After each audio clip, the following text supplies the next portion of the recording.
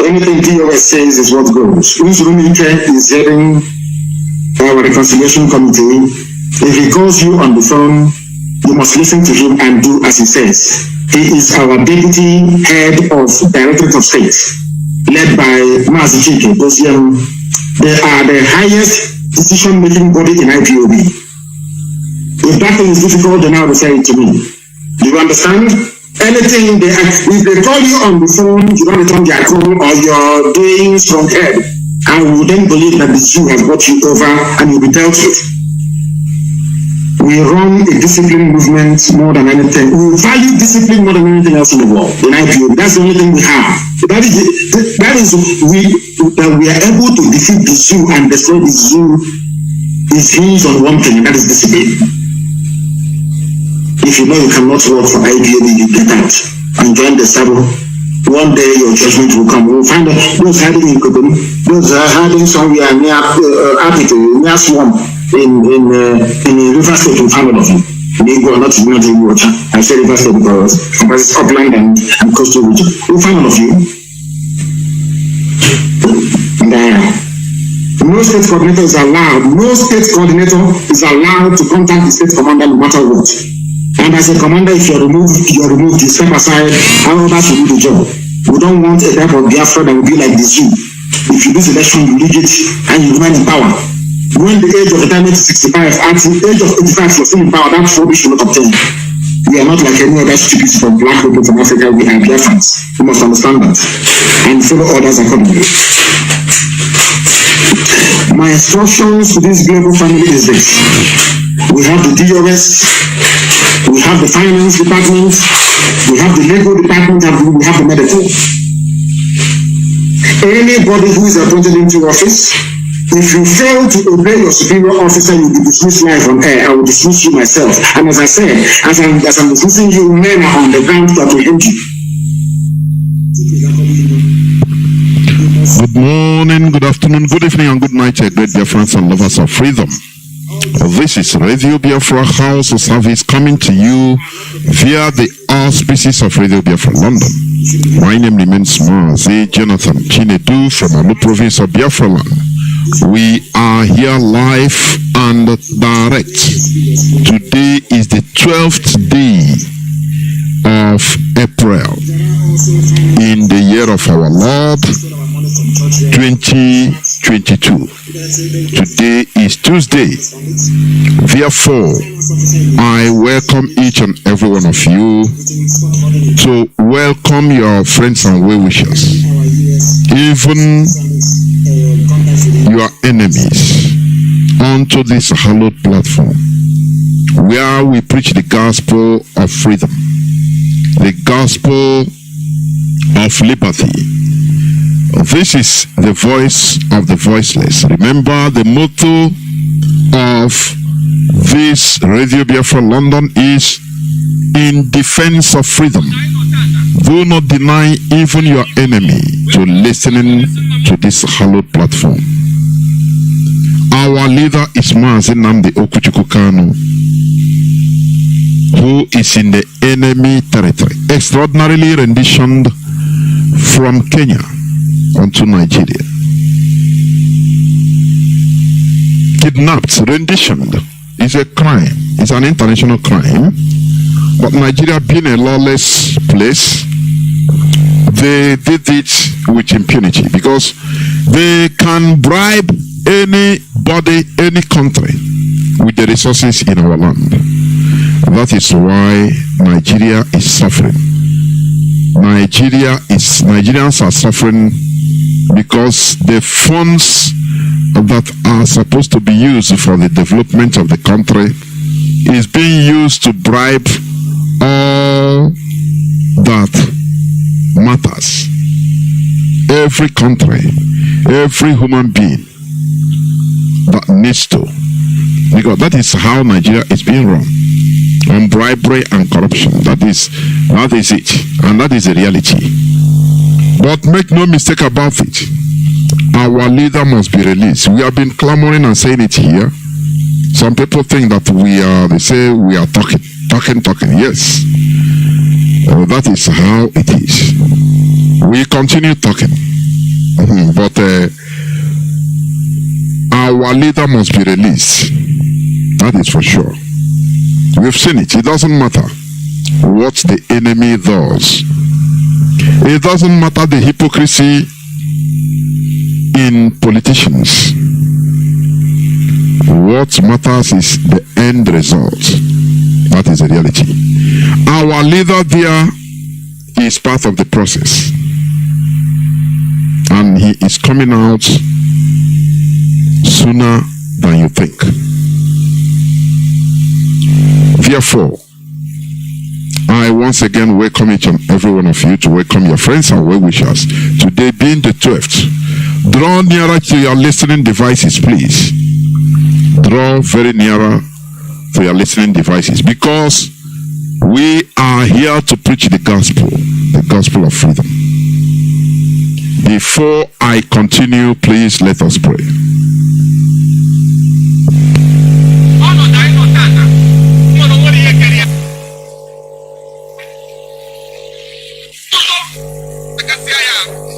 Onye mmiri gbagbuo ya n'aha Chukwu okike abịama.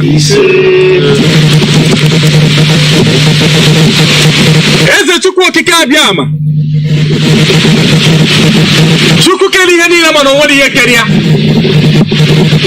Aja ani Igbo ọkụ abụnye nwata n'aka anaghị ele ya. Nwoke si na ya ji ọfọ, nwaanyị si na ya ji ọfọ, mana ọfọ maara onye chi ya. Asị m na abụ nwata na-asa alụ n'afọ onwere ihe mma.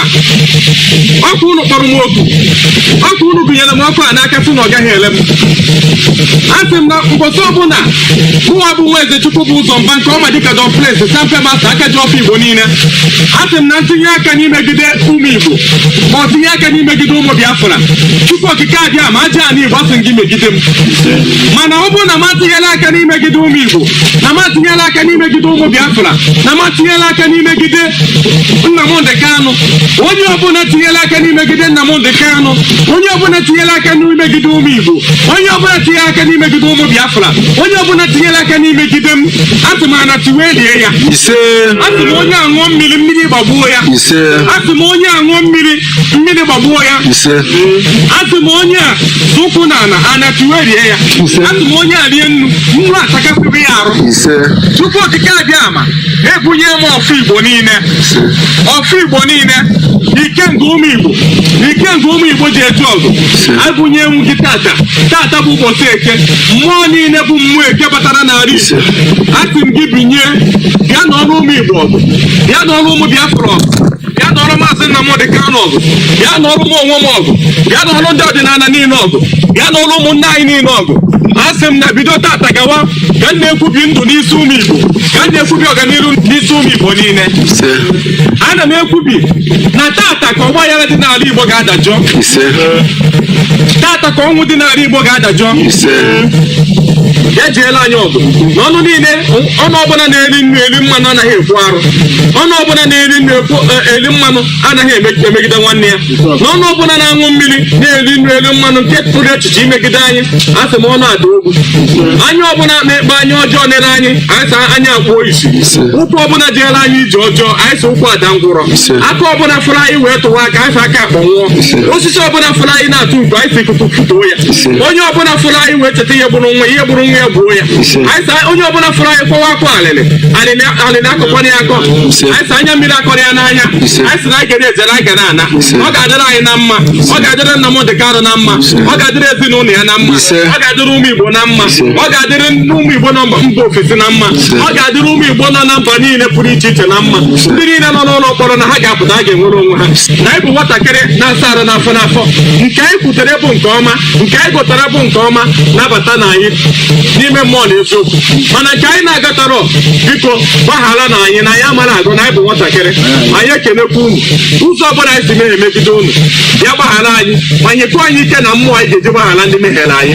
Anyị ekpe ma kwere na gị nwa bụ Chukwu okike abịama, Chukwu Eke, Chukwu Orie, Chukwu Afọ, Chukwu Nkwọ, Chukwu kere ihe niile mana o nwere ihe kere ya.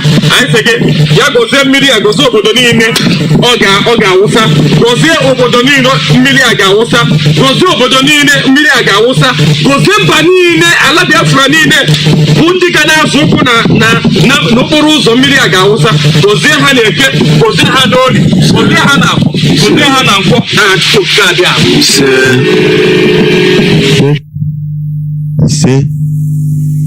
fondo kawo. That is the voice of our brother Sample Master praying in the language of heaven. Therefore, once again, I welcome each and every one of you to today's edition of Radio Biafra HAUSA-SERVICE, coming to you via Radio Biafra London. My name remains Mazi Johnathan. Therefore, before I continue, I want to just read series of announcements and the press release of today, IPOB press release. But first of all, let me make this announcement.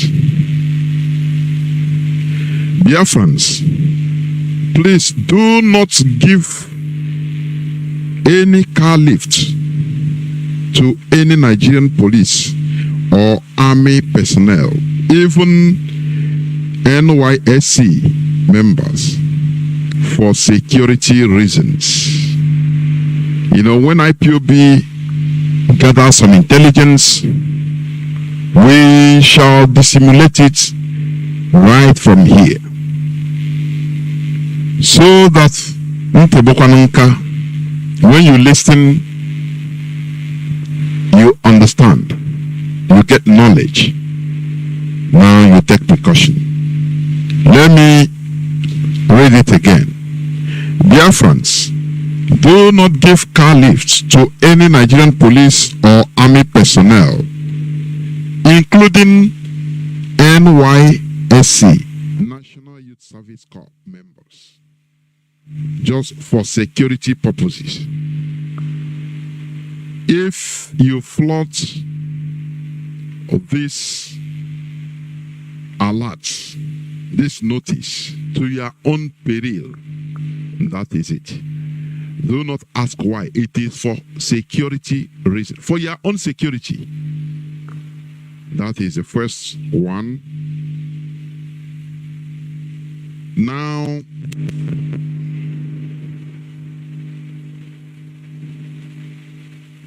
let me read IPOB press release. Let me read it before I go into today's topic. Oduduwa, Biafra and Ambazonian nations to hold 1 million man march at the European Union on June the 14th and 15th, 2022. Following the consistent moves to restore Biafra, Oduduwa and Ambazonia by the global movements pursuing these three nations, we, the global movement and family of the indigenous people of Biafra, ably led by our great and indefatigable leader, Mazi Nnamdi Kanu, wish to announce to the good people of Biafra, friends of Biafra, and lovers of freedom across the world, that the emerging nations in Africa are expected to hold a 1 million man march at the European Union headquarters in Brussels, Belgium, on the 14th and 15th day of June 2022. The 1 million march, or the 1 million man march for the emerging nations in West Africa, we disclose our predicaments to the world on that day. The emerging nations of Biafra, Ambazonia, and Oduduwa are expected to be in Belgium on 14th and 15th of June 2022 at the European Union headquarters in Brussels, Belgium, to inform the European Union that they are prepared to be on their own.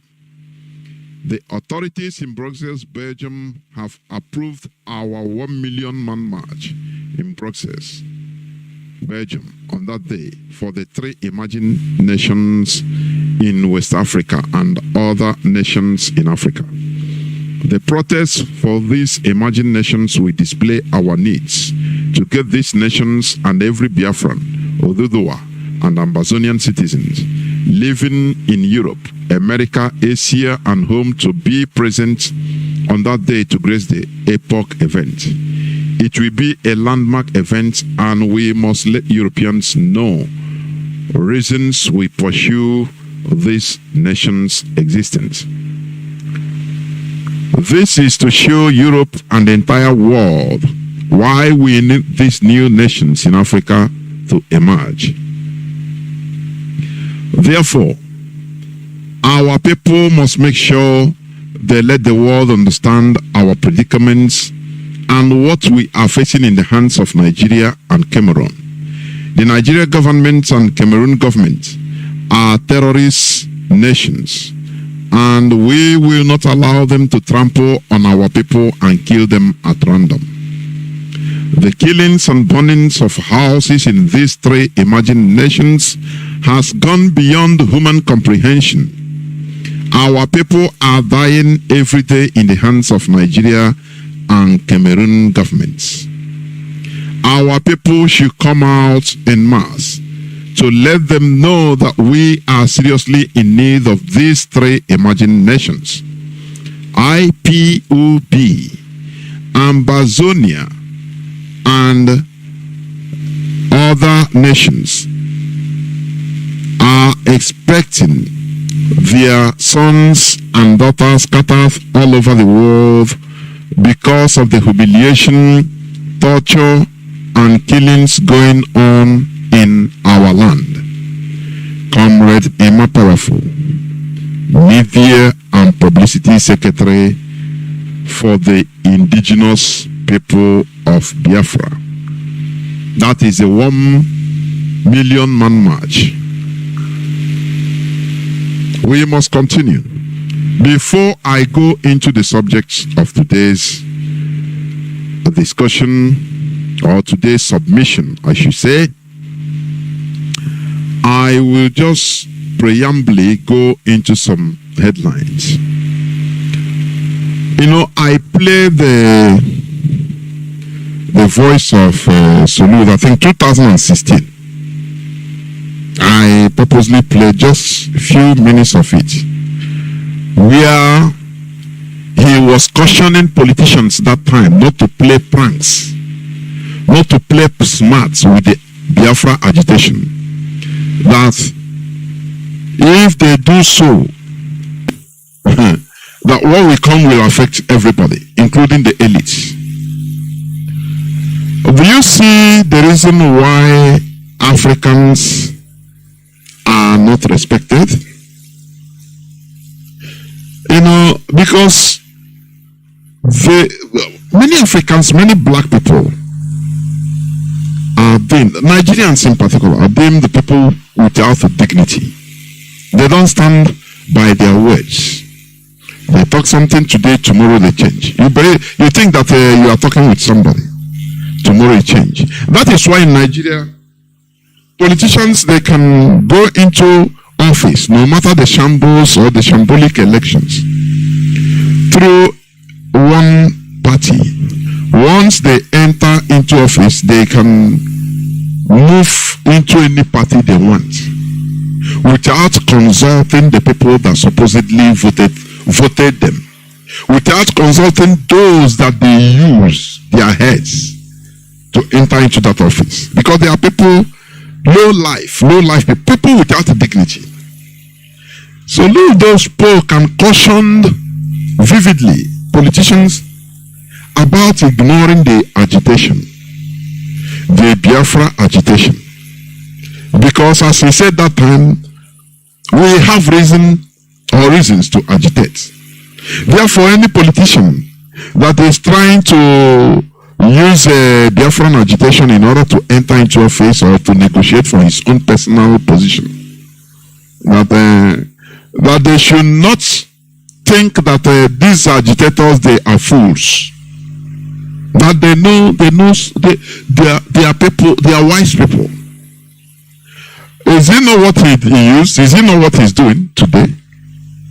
Now, after entering office, he started calling us, come, I will usher you, I will give you, I'm offering you olive branch. Look at only remember the olive branch.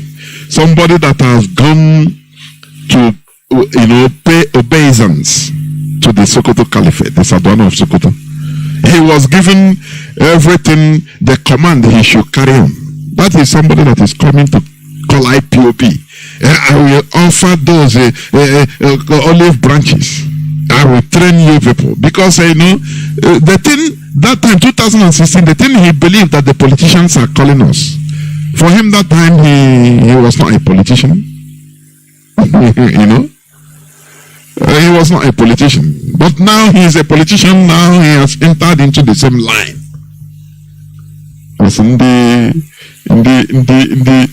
Shibuara. That is how they behave. People without dignity.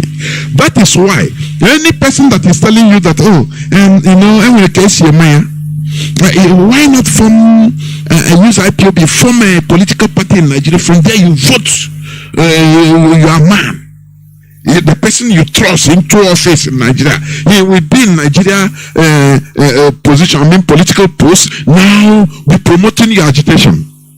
Although they don't say, they know that we are serious. They don't even give us this type of suggestion. Any person saying this is a demon. I say it's a demon. That is why those that tell you that, we are going to enter into mainstream politics. Those that are clamoring for governments in exile, from there they start talking with politicians, Nigerian politicians. From there, what they say, Biafra, through like that. They are undohi. They are undohi. At the beginning, they have, this is what they had in mind, entering into the struggle. Now, me as nobody in Nigerian politics, if I, with this Biafran sentiment, I'll gather people. If I talk, people will obey, will hear my word. From there now, we enter. From there, we start giving Nigeria condition. From there, they see that we are important to many people are following us. Now they can, as they negotiated with Wazirike, and now he's enjoying on a research. They can call me also. Before you know, I become they will compensate me. Say, okay, come and represent your people at least in the state assembly. That is what is in the mindset of some people. Some people in our home from both sides of their mouths. They are not there even in the first time for genuine restoration of Biafra. No. That way, they train the children of school with IPOB money. That time they will rise up to talk. Before anything, I keep quiet because they have agenda. I will show these people my true color. That is the evil mindset of some evil men and women. I'm telling you, very evil. All these things, the worst part of it is that it is affecting all of us. The thing, that evil is ricocheting on all of us as a people. People don't understand. That's betrayal. At subsequent, I think I'll preach on the sin of betrayal subsequently. That betrayal, it has very ricocheting effects, because the fact that we betrayed, our ancestors betrayed and sold our own people to strangers, that was the beginning of our overall demise. Black race, I'm talking. Not only even Africa, black race. Do you remember when the Bible story, when Jacob's children sold Joseph? Do you remember had a subsequent ricocheting evil effect on them. It made them become slaves for 400 years, 4 centuries in Egypt. That is one of the wages of betrayal. We are all suffering it. And people will not learn. That is the most pathetic part of it. Therefore, this man, Soludo, that is calling now, you think Biafra is above. Who is him? Who is him? That's why, people don't understand. They think that this is, once you come, you're a governor, you're a politician, you come, you quit anyhow. It's no more business as usual. That Mugo on at the chop is thinking that, it don't wise. We are no more like before. When we say, our leader said it, instead of Biafra not to come, everything, every breathing, every living thing in that zone will perish. People think that it's just our leader the Ipob politicians think that because we know that many of them are going behind negotiating with the Fulani caliphate. This agitation, just give us simple president. Don't worry, we will stop it. It will calm the nerves. A man that what you are bringing is another level. I'm telling you. Come on, at the beginning, people thought that we are joking. Now, because they believe that every man, once you, shake some bundles of money. They thought that everybody is like that. They don't know that people are tired. We are tired of living this type of life, living like slaves in our own supposedly country. We are tired. I'm telling you honestly, it's no more life we are living. What is money? What is money? What? That you don't have dignity. No dignity, nothing.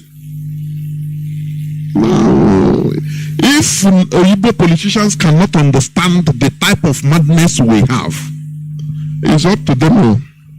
If Soludo can say this in 2016, now today he's talking another thing, thinking that it is a business as usual. Igbo thing. It was Rikekon now after he changed story. He was bent with money, with negotiation. Politicians around, Igbo politicians around him, giving him advice. After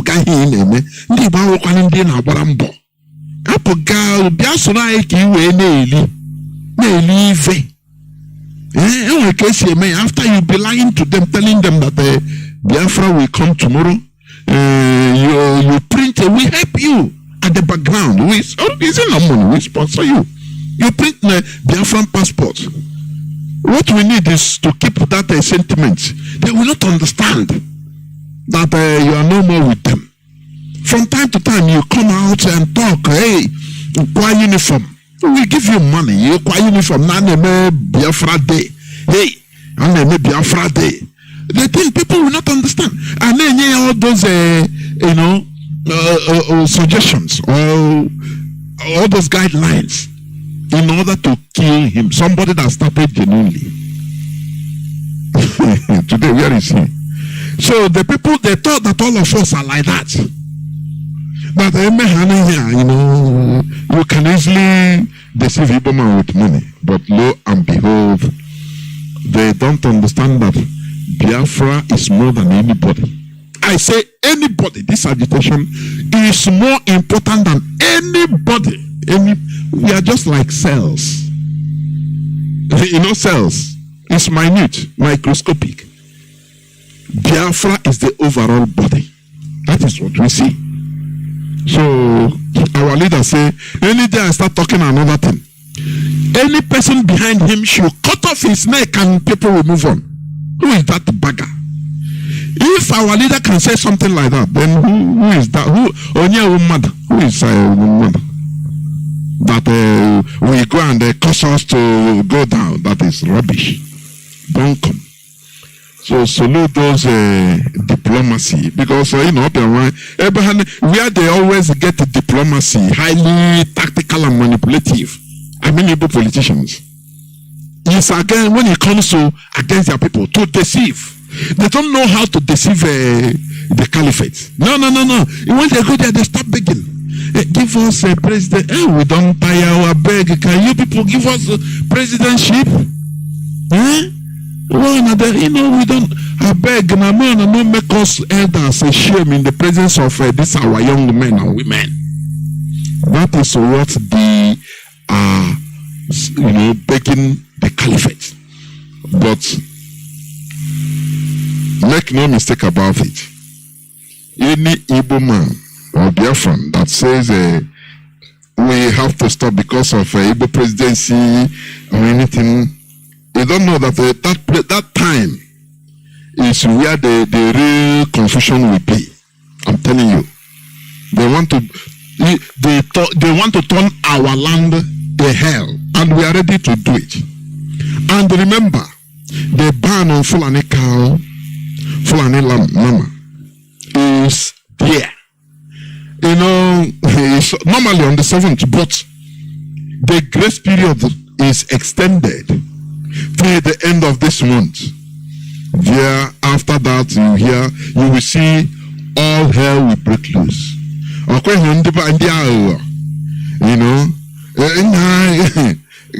This is my we say Fulani cow.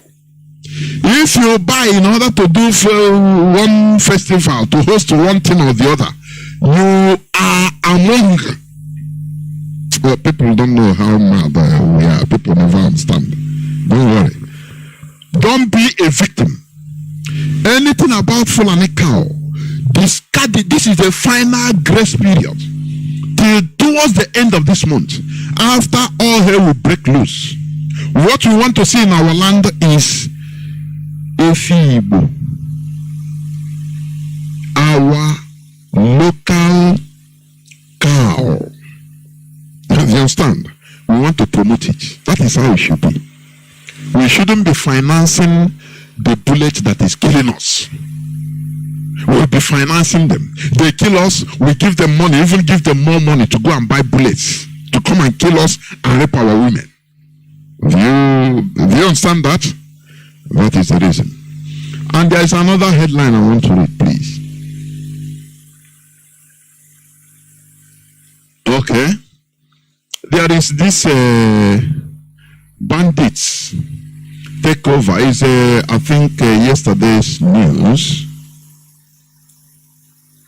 Bandits take over Taraba villages, rape housewives in Taraba, April 10th, day before yesterday. Let me tell you one thing. Do you know that the governor of Taraba State is an indigenous man? His name is Governor Ishako. Governor Ishako Darius. Do you understand? Let me tell you what the Fulani are doing. They say bandits take over 13 villages in Taraba and be controlling them. You understand? They are in charge of 13 communities in Taraba State. And the people, they say they are tired. They simply abandon the communities. Because no military, no police is handy. They call them bandits. They are not bandits. They are Fulani terrorists, jihadists. They are roaming around freely, openly. Do you understand? Do you know the reason? The reason is this. Taraba is being governed by an indigenous man. He's a Christian. Governor Ishako is a Darius Ishako. He's a Christian. Let me tell you, last year, this man came openly to castigate the presidency. Now, what is going on in his, in his state is not is no more allowed. That they should be given right to carry, every citizen in that state should be carrying AK-47. Listen, let me play what this was last year, please. Listen to his voice. Governor Darius Ishako. Listen to his voice, please.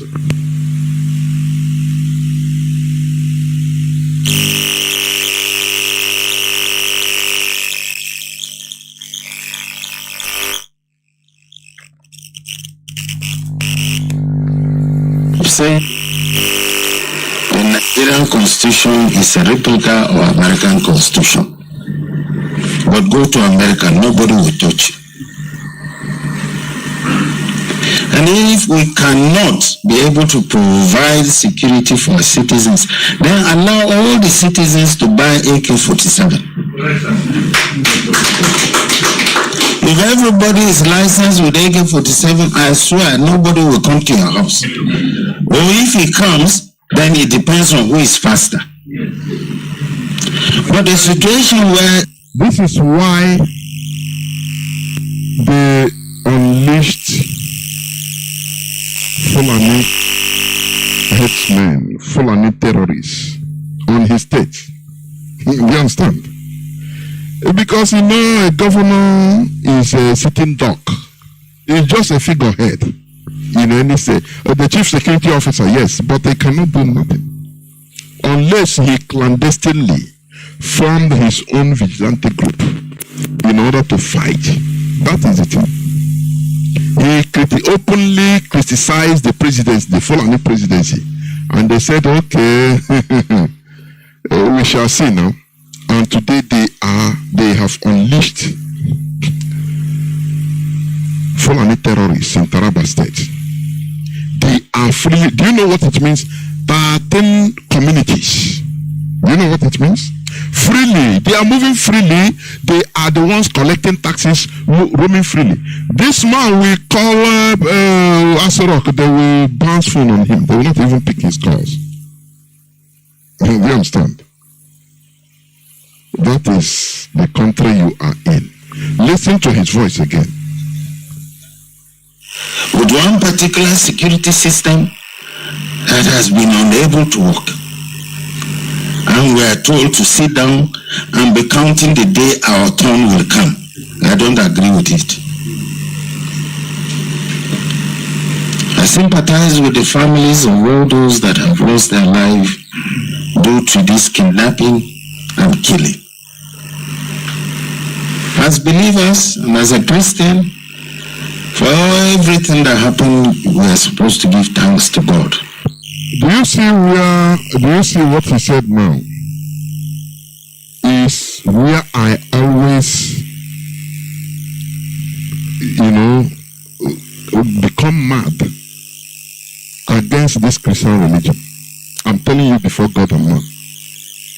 If they kill us, we thank God and take it like that.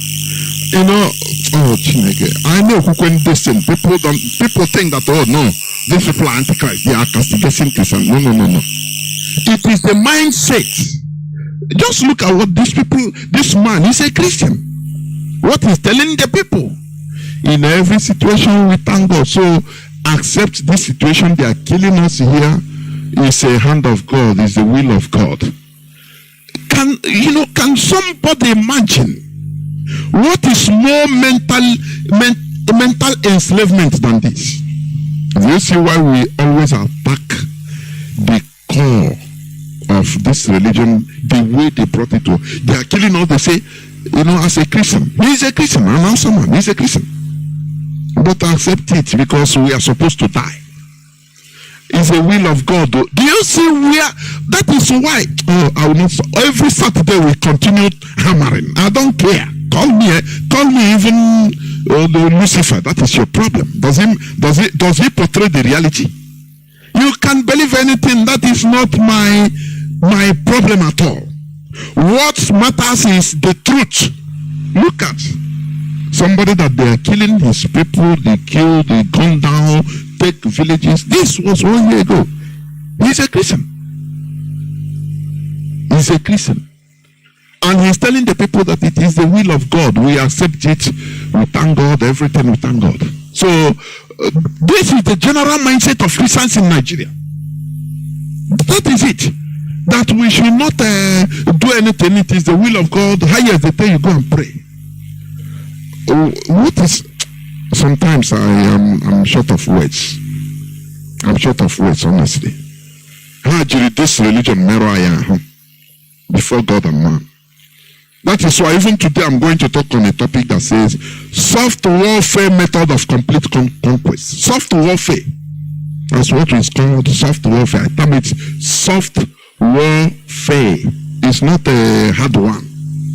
Hard warfare is throwing bomb from everywhere, like what Russia is doing. But soft one, it is multi-tentacled, multifaceted. They use everything, including religion, to bring you down mentally, so that, as the Fulani are killing you, they'll come and tell you, as a Christian, you have to be it. This is the will of God. No, it is not the will of God. That is bunkum rubbish. You have the right to live.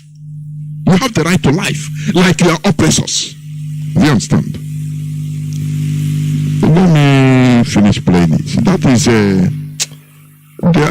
this religion, boy, honestly. You know at the beginning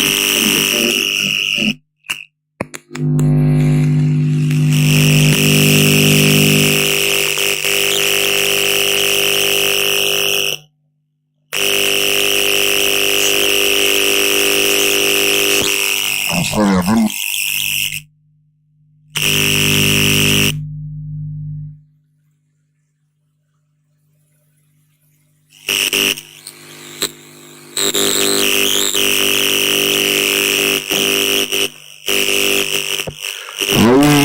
Let me just hold on, please. Hold on for me. Let me do something.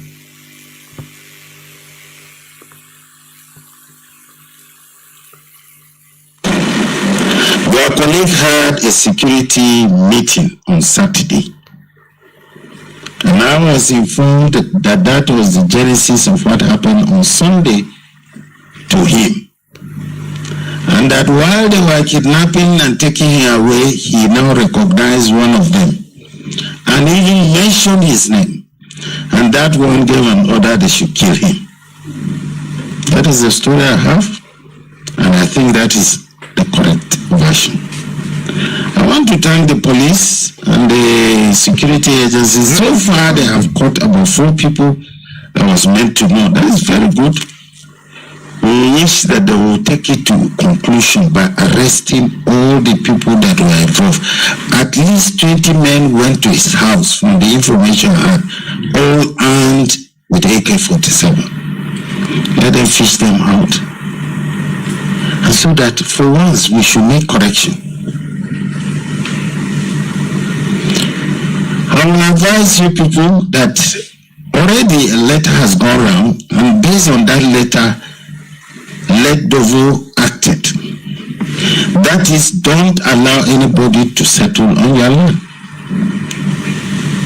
We are living in dangerous times.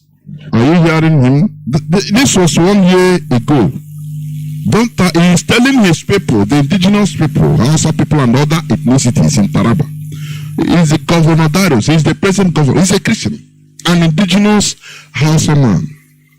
Darius. Was it Darius Dixon Ishako? That is the reason why the Sokoto caliphate unleashed the Fulani terrorists they call bandits in Taraba. They are acting there with impunity, controlling more than 13 communities in Taraba. No police, no military. This man will cry, call us a rock. They will not pick his call. He will, because there is nothing. Because of this pronouncement, that they should not allow any foreigner to take their land. You understand?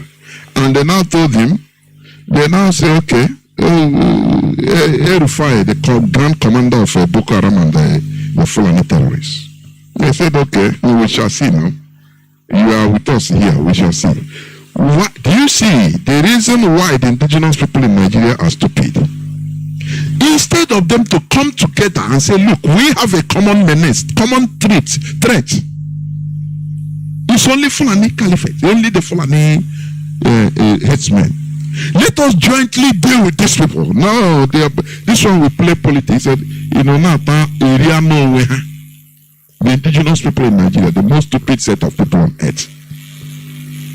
You understand? And unpredictable times also. You cannot sit aloof. If you admit strangers, most of them are coming with their problems. If it was a normal times, peaceful times, who cares where you go? In those days, I used to travel to Maiduguri. I leave at 5 p.m. I travel throughout the night. I was younger and I was driving myself. There was a question I had punctured tire at 2 a.m. And somebody stopped and asked me what is it. I said I have a punctured tire. In those days, Peugeot, it is common car. So he was riding the Peugeot, he gave me his tire. I changed with my own. We continued to the next village where we got somebody to patch my own. He waited. When they finished, I gave him his tire. Then I took money and gave him. He insulted me. Say, Oga, you think if it's because of money, I'll stop to help you? I help you because of God. I too am a traveler. I may also encounter this in future. That was the Nigeria of those days. That was the Nigeria of when sanity was around. You can travel till daybreak. No, you dare not. Once it's 6 p.m., you sleep where you are. It used to be heard or seen on television, but now it's real. Please try as much as possible to sensitize your chiefs, your local chiefs, village chiefs. Any new settler in their community should be reported. Do you see the reason why the Sokoto caliphate unleashed the Fulani jihadists in Taraba? Because of the pronouncement of this man. Now they told him, go and report, let them go and report to the whole people. They have the police, they are in control of the police, they are in control of the army, you know. When they kill the people, your job is to just come out and comfort your people that it is God's will. That is what the Fulani Caliphate wants. You will see the governor or the political elite come out and comfort the people. You know, like governor of Enugu State did during the massacre in Owani. I was calling Asarok, but the number was not going. No person. They kept me waiting for more than 3 hours until the bandits slaughtered the people. So what should we do? What can we? I tried as a governor. Let us have a heart now. Oh, Tuchukushi Choya. We're no chaplet. Kelewe Maria. You know, thank his husband Joseph. This is the talk of slaves. I'm telling you. This is what the Fulani want to be hearing. Wherever they slaughter. Now, how the political elite will be talking to the people. But in Biafra land, they will meet rock. Instead, everybody will perish. When we say it, people think that we are joking. As they have tried, they have been trying right from the time of Ottoman Danfodio. And the Chukwueke were fought for us. Today, we are matured to take the fight by ourselves. During the first time, 1967-1970, the caliphate deceived the other gullible indigenous population in Nigeria. That they are fighting for Nigeria, putting the illusion of Nigeria in the face of everybody, and all of them came and attacked Biafra, overwhelmed Biafra. But everybody is receiving it hot. So the Biafran generation now, we are suicidal. If you don't know it, if you don't understand, know it today. We will never give up. Do you understand? We will never even contemplate. I say contemplating on giving up. Let me stop it. And this brings me to making my usual remark. Stop calling these people the House of Fulani. There is nothing like House of Fulani as a people. If you listen to this governor of what do you call it? Of Taraba state. If you see him, you say he's a House of Fulani. No, he's an indigenous person of that place. Do you understand?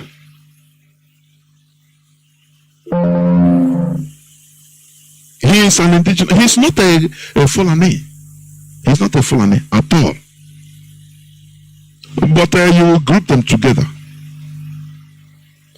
That is ignorance. The indigenous people, I mean, the Fulani are killing everybody, the indigenous people, in order to take their land. Do you understand? In order to grab the land. That is why the Nigerian government is trying to facilitate law, making it that once you marry a Nigerian woman, a Nigerian wife, you are automatically a citizen. There is no, when you look at it at face value, there is nothing wrong with it, because many of us are abroad. That is what happened. But why are they doing it now? That is the question. Because they want to use every weapon available in order to install the terrorists in their importing, the Fulani terrorists. Have you forgotten what the Fulani terrorists said when they were contacted? Those that bombed and kidnapped people in the Kaduna-Abuja train railway explosion, an attack, terrorist attack. Have you forgotten? The bandits, the Fulani terrorists, they said that they are not looking for money. That the Nigerian government knows what they want. That thing they want is what the House of Representatives, the senators, they are trying to activate and achieve in order to give to the terrorists, provide for them what they want. I know people here, people don't understand. I don't know. All the call power from you, she from the other side. Zombies in Nigeria don't understand. As they are doing, because they tell them that, look, you have to give us what we want. You know, when terrorists are talking to a government, so-called government like this, you know what it means? That it seems the government, the Nigerian government now is trying to, is trying to betray them. That is why they are reminding the Nigerian government. Did you people, have you forgotten what you told us, the promise you made to us? They told the journalists, the people calling, Nigerian government know what we want. Let them, there is no need of repeating it on air. They know what we want. Therefore, let them implement it. And one of the things is what they are trying to implement through the Senate House. Making sure that, every person, every foreigner that marries a Nigerian lady automatically is a Nigerian. Why didn't they do it before? Why? Because there is an agenda going on. They have to round up. They have to round up. That is it. Have you forgotten when Sheikh Gumi said, don't attack these bandits, otherwise there will be trouble. There will be more problem. They know what in Akbara. You understand? To grab your land, to grab our land, to make sure they take our women. Automatically take our women. That is it. There is something I watch. I don't know whether to cry or to. I don't really understand. One guy is on social media making social experiments. It's just like a prank, but he's a very intelligent one. You will meet a girl and told her, look, I want to sleep with you here on this road. Well, I'll give you 200,000 naira. 200,000 naira. Is it just over $400 only? On the road, in the he said, no, let us go inside. He said, no. He did it to many girls. All of them, they accepted. He said, are you going to pay me? To the extent, this guy brought foam, lay it on the bed. The guy have to lie down and say, sleep. Well, I need that money, 200,000. Even a people on the street. I was shocked. I said, no, is it the desperation? Is it like this? Has it gotten to this? That you sell your humanity in order to get money? This is what this caliphate has turned us into. Our women.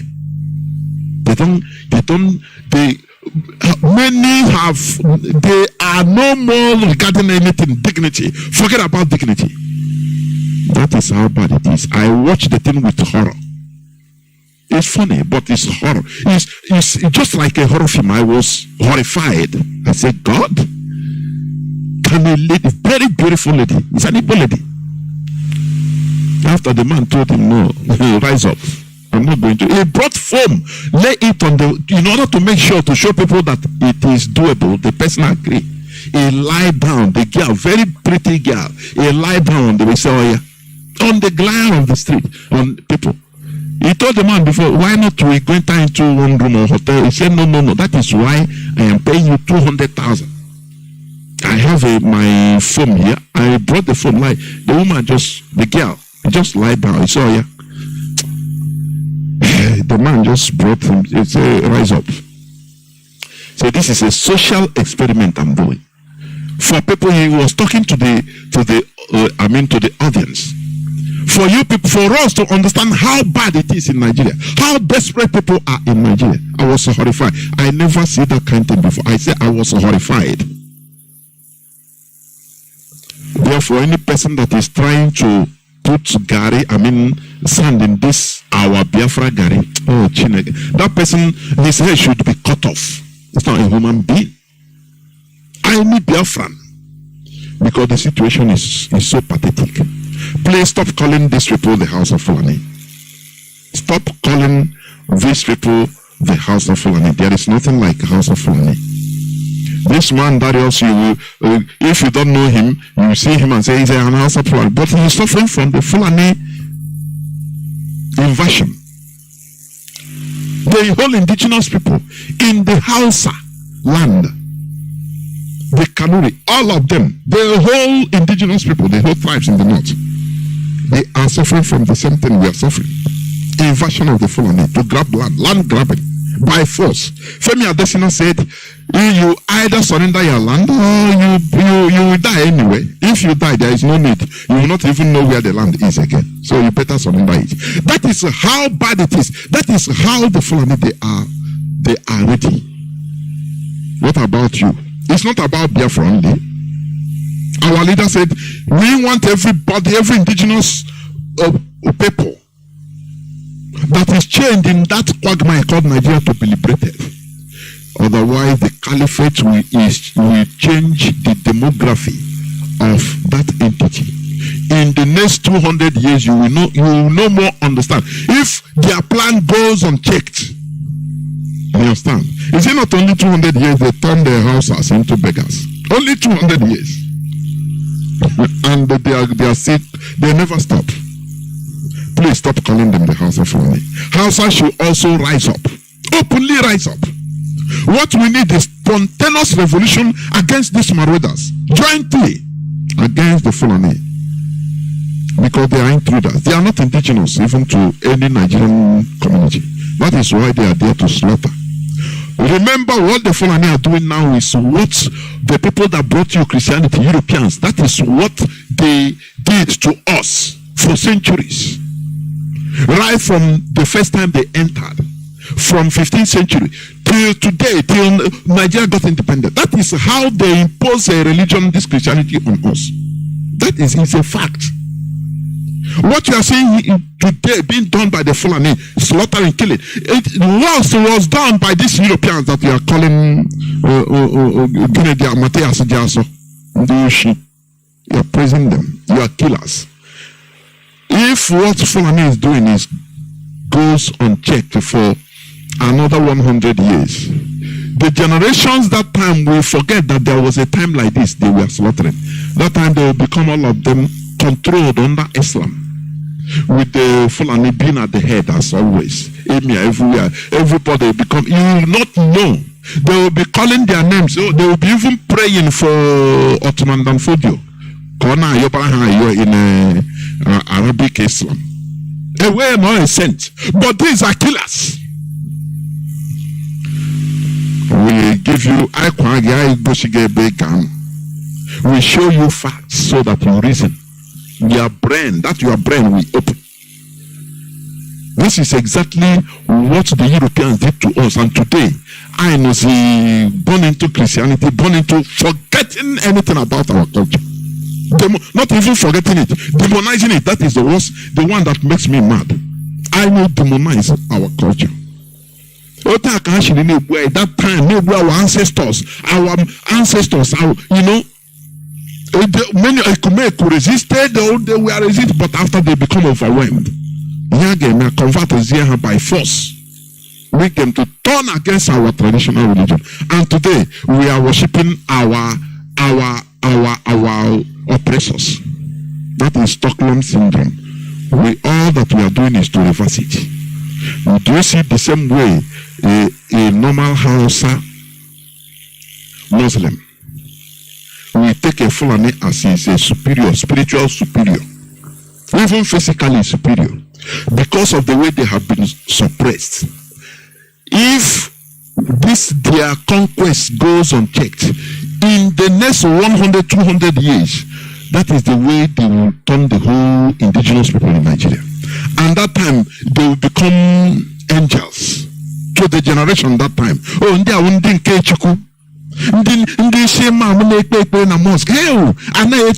but they didn't know what happened centuries back.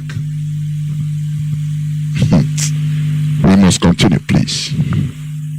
As I said today, the topic of my submission is soft warfare method of complete conquest. Soft warfare method of complete conquest. This, let me start by saying also, some of them wanted to use a soft warfare method to, bring IPOB to the knee. Soft one, okay, diplomacy. When you talk, you think, he's with us. Oh, no, he said, no, if you don't have a good case, no, but you don't know he's more dangerous than even somebody using a hard warfare method.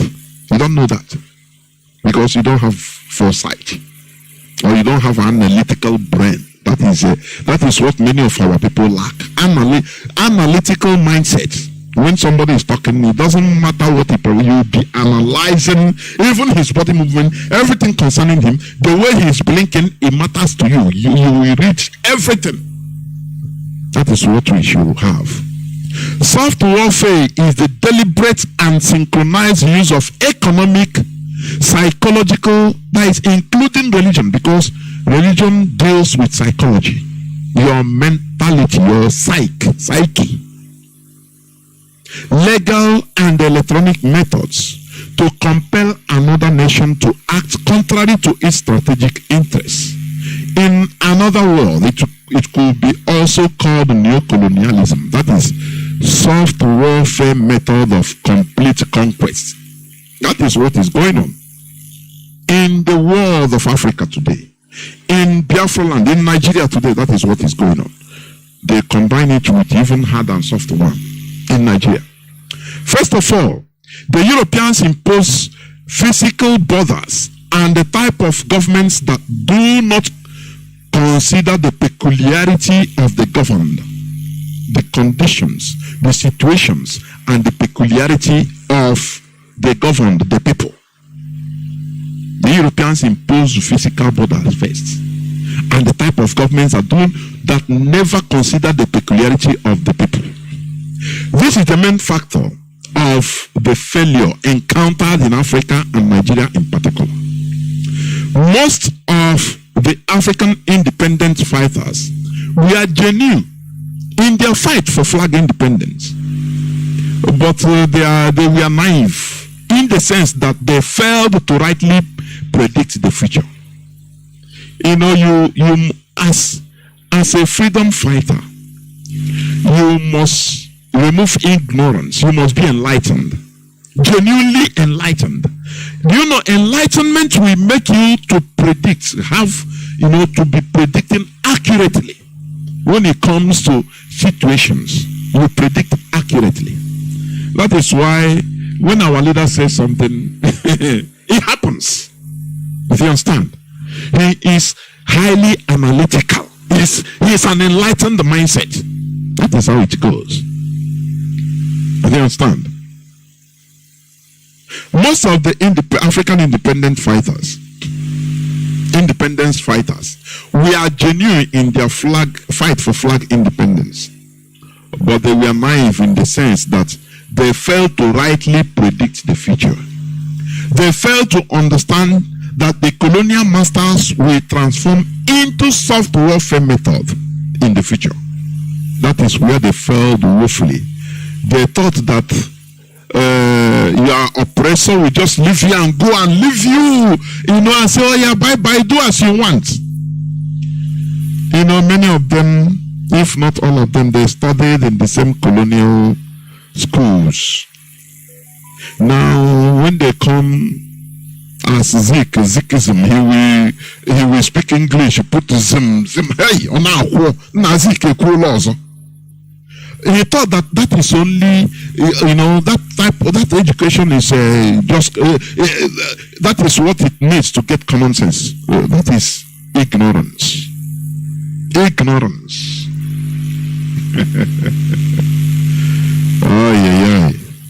The European colonialists, they use the normal African wicked mentality. That is the enemy within, enemies within, to intimidate these genuine African flag independence fighters into submission.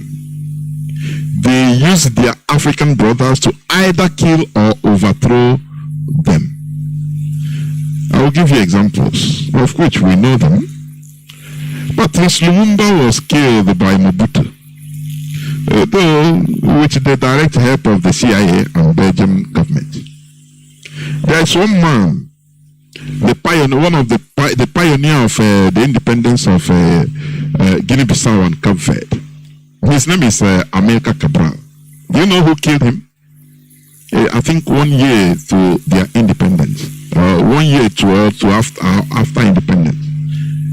Amilcar Cabral was shot and killed by one of his own man called Inocencio Kanu, a disgruntled fellow guerrilla war veteran who was believed to have been working with Portuguese agents. What I'm telling you all is Africans killing themselves. They are always being used in order to destroy themselves. Self-destructive character that is keeping Africa aground always. Don't you see it in Ipob? Look at somebody like Uchemofo. Uchemofo, that his pronouncement led to the deaths of people. Today he is coming to talk, even have the audacity to speak on social media, and people don't look for him and slaughter him. United Kingdom, they don't have a death penalty. No. Some British members of parliament have been slaughtered by some English people. Because I don't know, we are too soft that somebody like Uchemofo, who I was there listening His broadcast, send the video of this. Oh, Waka Waka was calling him during Onisha massacre, Head Bridge massacre, and he was shouting, play, okay, just move on, don't go out, you stay there, and they were killing our people. And today he had the audacity to come out on social media and was talking, and all our people could do is somebody cannot take it as a responsibility in order to slaughter that idiot. That is what gives these people the audacity to continue what they are doing in our land, because people that should kill them are the people that will go and report to them information. I went to an Nnamdi meeting yesterday. I was the executive. So there is something few people are planning. Don't come on. That is why. Oh, Chineke, I don't know. Sometimes you want to explode. That is why. Do you see Aisha Buhari? That's why I never insult. That woman is a woman. I never insult. I never one day. Because Aisha Buhari came. He came publicly many times to tell Nigerians about what happened, the demise of his real husband. He said, where are the men that now he understand? He thought that people will rise up because few people have hijacked the presidency. Instead of Nigerian men to rise up, you say you used to see them in the midnight coming to lick the shoes of all these cabals, a few people, 2 or 3 people in Asarok for position.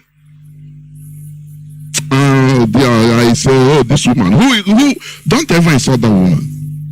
She try. It's a woman. She try. But he saw that Nigerians are the most imbecilic, stupid people on earth. They laughed over it. Where are the men? Don't call me the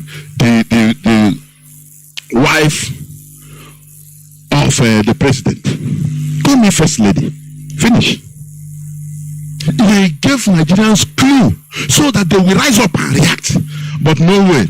Now we say, oh boy, he saw that Nigerian problems is no mercantilism. You cannot fix it because the people are stupid. So the only thing, any way he can, he will just collaborate and be going shopping with a presidential flight. So, oh boy, I hands up. These people, they are nothing you can do that will raise them. Nothing. He said they will turn at the back in order to start asking favor. People that they should kill. That is why sometimes I say, I love one thing one of our hardcore called one day from South Africa in this platform. He said people are making mouth. People should stop making mouth. This person is in Finland. They say the other person is a saboteur, is in Spain, and in Italy. This one in America. People are not there.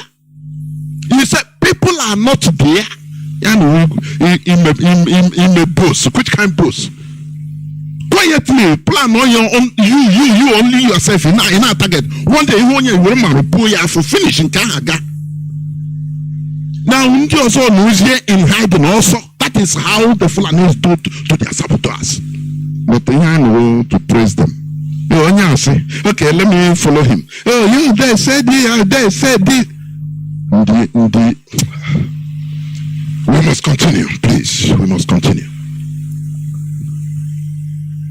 As I said, Ameka Cabral was killed by one of his own fellow guerrilla war veterans. He killed him. He's an African. Kwame Nkrumah was also deposed in 1966 by the National Liberation Council, led by Lieutenant General Emmanuel Kwasi Kotoka. Are you listening to me? Kwame Nkrumah, the person that pursued, overthrew, the West used in order to overthrow Kwame Nkrumah, that had very good plan for Ghana. Kwame Nkrumah, in his blueprint, a plan that within 20 years Ghana will be industrialized practically, and he started traveling to look for fund for that. He went to United States. They gave him cold face because they know he want to develop his country. Before he come back, they used this man, Lieutenant General Emmanuel Kwasi Kotoka. And when this man, this Kotoka, they took over, it was under their supervision of this National Liberation Council that international financial institutions privatize many of the country's state corporations. But we are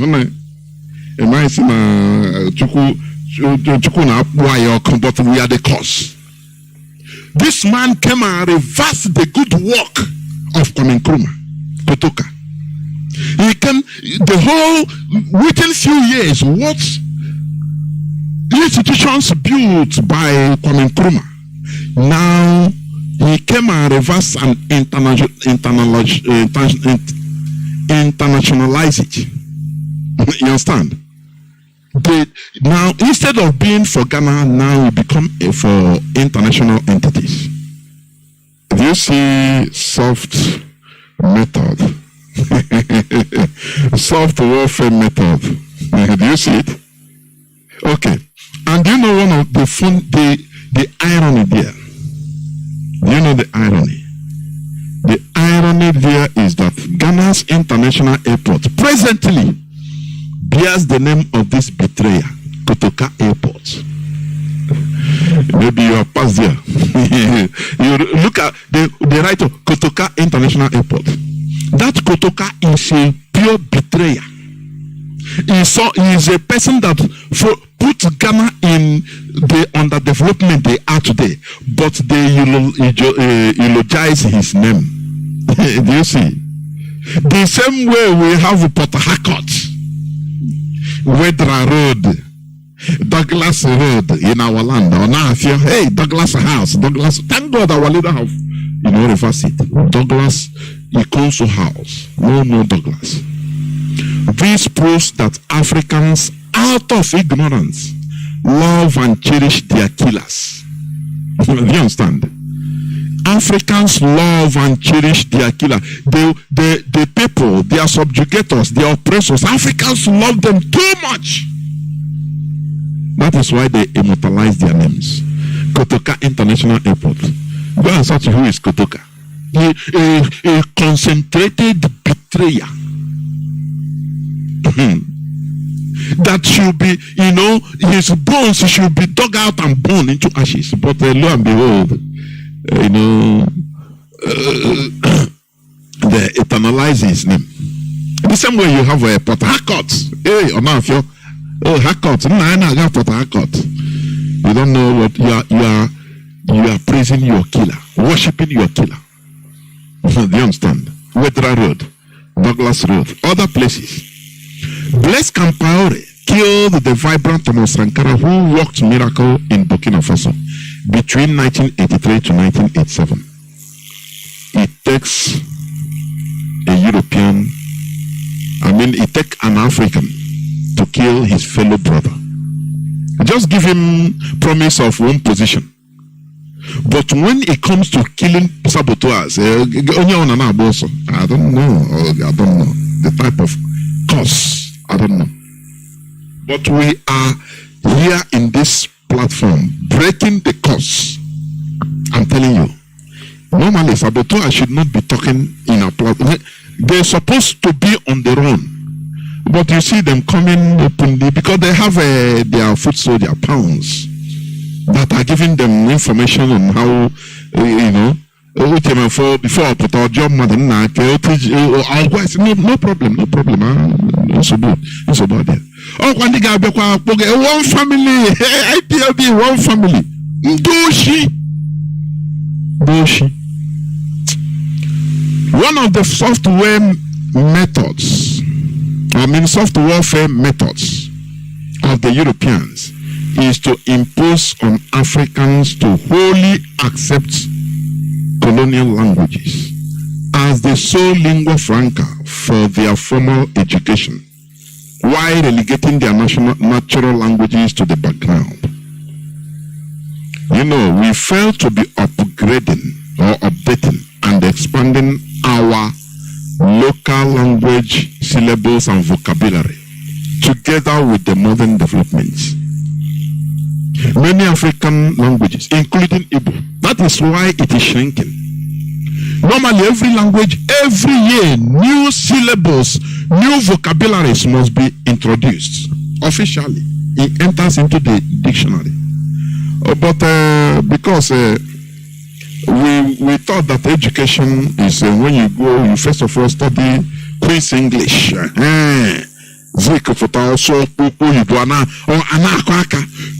What did he say? No person understands. Is it not stupidity? Stupidity. Whereas different European nations, no matter how small they are, and most Asian countries are using their natural languages in their formal educations, Africans use and glorify their colonial foreign languages, English, French, Spanish, Portuguese, etc., in their formal educational systems. And we know that it is very hard to master foreign language before using same to learn a profession. You know, let me tell you, Africans should be the most intelligent. Do you understand? Do you know, tell a Spanish to start, he is speaking Spanish as a child. Tell him to start learning Igbo. Now, from going to the Igbo school, from there he'll be learning with Igbo. Now we start learning science. Now, Spanish will be his second language at the background. The language is his mother tongue, vernacular. Now you see how difficult it is.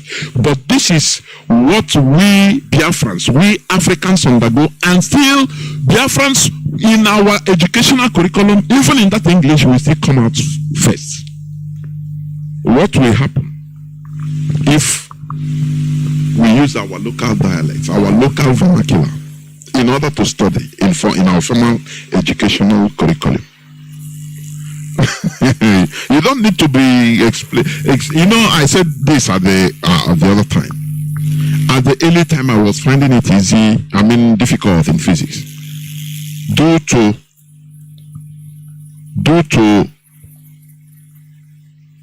please, somebody should not call me. I was finding it difficult during my early secondary school days, and I found out that the problem is because of the language, all these terminologies. And that is, I understand it with the help of my teacher, and I had to overcome it. You have to first of all imagine if we are being taught all these things in Igbo, in our own Igbo language, ethnic languages. Oh, Chineke.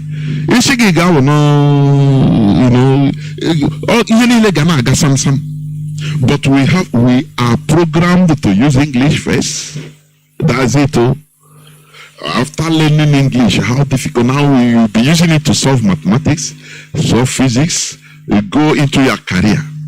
Do you see how difficult it is? Indians, they use their language. Iceland, they use their own language. Iceland is not up to 500,000. They are 365,000 in population, but they have their language. They don't call it minority. It is their language. They use it in their formal education because they are updating their language from time to time, as English is doing also. Because every language should be updated. There should be experts in the language. The guidance, the guidance of the language. You understand? The experts. That anytime new thing comes out, now they will gather our brain. Now they will name it, give it a name in our language, in Igbo language, for example, and they will put it in Igbo dictionary. It should be developing, because that is the way the world is. If you read, for example, Shakespeare, the English that was spoken that time is no more the English of today. Don't you understand that? But because they program us to jettison anything about us, even our language is going down, dwindling. We don't have no more experts. In order to continue, bringing up new vocabulary in our language concerning things that are being done. Satellites, for example, if satellites come out, they find a name for it in Igbo language. It enters in Igbo dictionary. Anything that comes out, they put, so that you will not be lacking word. You will not be speaking Igbo and be putting satellite, computer. No, you'll be. That is how languages continue being moving on, protected, but in our own way, because we accepted everything about the colonial masters. These are some of the soft warfare methods of complete conquest. When you are abandoning your own, you are taking their own subconsciously without knowing it. You are abandoning your own, you are taking that time you speak Igbo in a class, they flog you, you are speaking vernacular. And the people thought that it is good training. They don't know that you are moving away from who you are. Slowly, little by little, little by little, little by little. But thank God for Mazi Kanu. He is reversing the trend. Do you understand? Germans, they learn in German language. Everything. Italians in Italian language. Indians, even Asians, Japanese, they learn in Japanese language. In their formal education. Even in their writings. But we must be forced to, take English first, or French, or Spanish, according to the colonial language. Now use it. And when you speak English, people will clap. To hell with that rubbish. People will clap. Even if they don't understand what you say. Is it not stupidity I used to ask? This is pure stupidity. You will see lawyers speaking big grammar. People don't even understand in Nigeria. And people will be clapping. No, what? This is animalistic, primitive character. I'm telling you. That is why our leader said if Biafra comes, the whole nations that make up Biafra, they will be making their own laws in their own tongue, in their own different tongues. Igbo, we make our laws in Igbo language. Ibibio in their own language. Ibanke, the same thing in their own language. Ijo in their own language. So that no person will come and use rubbish grammar to deceive you. No. When you must speak that your language. If you're a lawyer, you come to the court, now you defend using that your language. Do you understand? For now, people might think, no, how is it possible? Before, about 200 years back, or 300 years, if they tell our people that time, our ancestors that time, that a time will come, English language will be speaking English language like this, they will say, no, it's not possible. So, nothing is impossible. It has to be reversed. Do you understand? Okay, I continue. Remember, I'm talking about soft warfare method of complete conquest. That is what is going on. We are obliged by the European powers to imitate their so-called democracy. Before I come to that, let me also talk about how they made us to jettison our ideology, our way of life. And they brought their religion, telling us this is if they kill us, if white man rape our women, take it is God's will. Don't do anything. It's like that. I say I was watching one of our brother. I used to watch his video. On Sunday, he was videoing live how in his own community, in a village, people that were coming from church, men and women, he was talking to them that one of the women, one of our mother there say, that God is the way God did it, that we should be slaves to the whites and we have to accept it like that. Do you see how this religion is? Do you see it? Do you see how the thing has done our brain. He structured our brain to be reasoning in a particular way. Sometimes, I'm not talking about even people that are, a bit enlightened. Go to our people in the villages now. You see how religion have turned our people into another thing else. To accept defeat, accept idiocy. You see somebody, he will tell you, praise the Lord, and in the dream, in the vision, oh, I saw the Son of Man. Hey, oh, praise God, praise Jesus. Hey, oh, Son of Man. Now, when you ask the person, describe that person you saw as a Son of Man.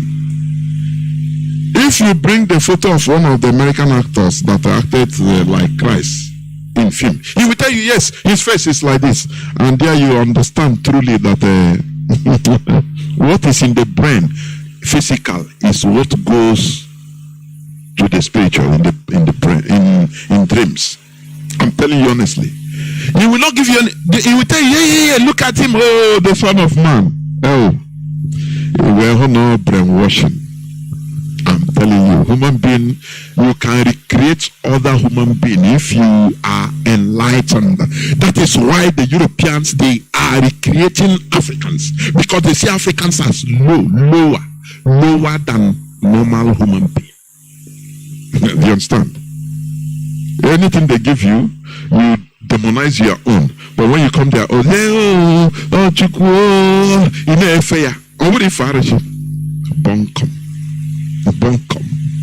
we must continue, please. Now, one of the methods, soft warfare methods of complete conquest, we were obliged by the European powers to imitate their so-called democracy while abandoning our originalities and peculiarities. Note that imitation does not make someone great, rather originality does. If, for example, Innocent, as he was building, his own car is a IVM, Innocent Vehicle something Motors. That is his original. Had it been he went and started putting his car, Mercedes, putting his car, that he will be a chop passenger. It will not be great because it's not original. But today, if you see, this is Innocent IVM, you understand? That is original. Let me tell you, and let me shock you. No matter how the Europeans shout and make noise about democracy in Africa, do you know that many European countries still remain their originalities? Do you know? Though remodeled, they are not a democracy or named democracy per se, as they clamor for Africans. No. Let me tell you now, there are still, as of today, I'm talking to you, 12 sovereign monarchs in Europe. 12, even above. Monarchs in Europe. 7 are kingdoms. The names of those 7 kingdoms are Denmark. It's not a republic. Do you understand? Denmark is a kingdom. Norway is a kingdom. Sweden is a kingdom. United Kingdom, UK is already in the name, is a kingdom. Spain is a kingdom. You don't hear Federal Republic of Spain, no? Kingdom of Spain. Kingdom of the Netherlands. Kingdom of Belgium. Do you understand that? Does it prevent them from development? No. But in Africa, when they come, they you have to do this. Opposition is you have to be democratic, make an election and do this and that. Because they believe that Africans are lower humans. You can control. So tell them, and even how to eat, you should teach them. You understand? But in Europe, they are still, as of today I'm talking to you, 12 sovereign monarchies in Europe. Let me rename it again. 7 are kingdoms. Those kingdoms are Denmark, Norway, Sweden, the United Kingdom, Spain, the Netherlands, and Belgium. Whereas Andorra, Liechtenstein, and Monaco are principalities. You know what is principality? A principality or a princedom is a monarchical feudal system.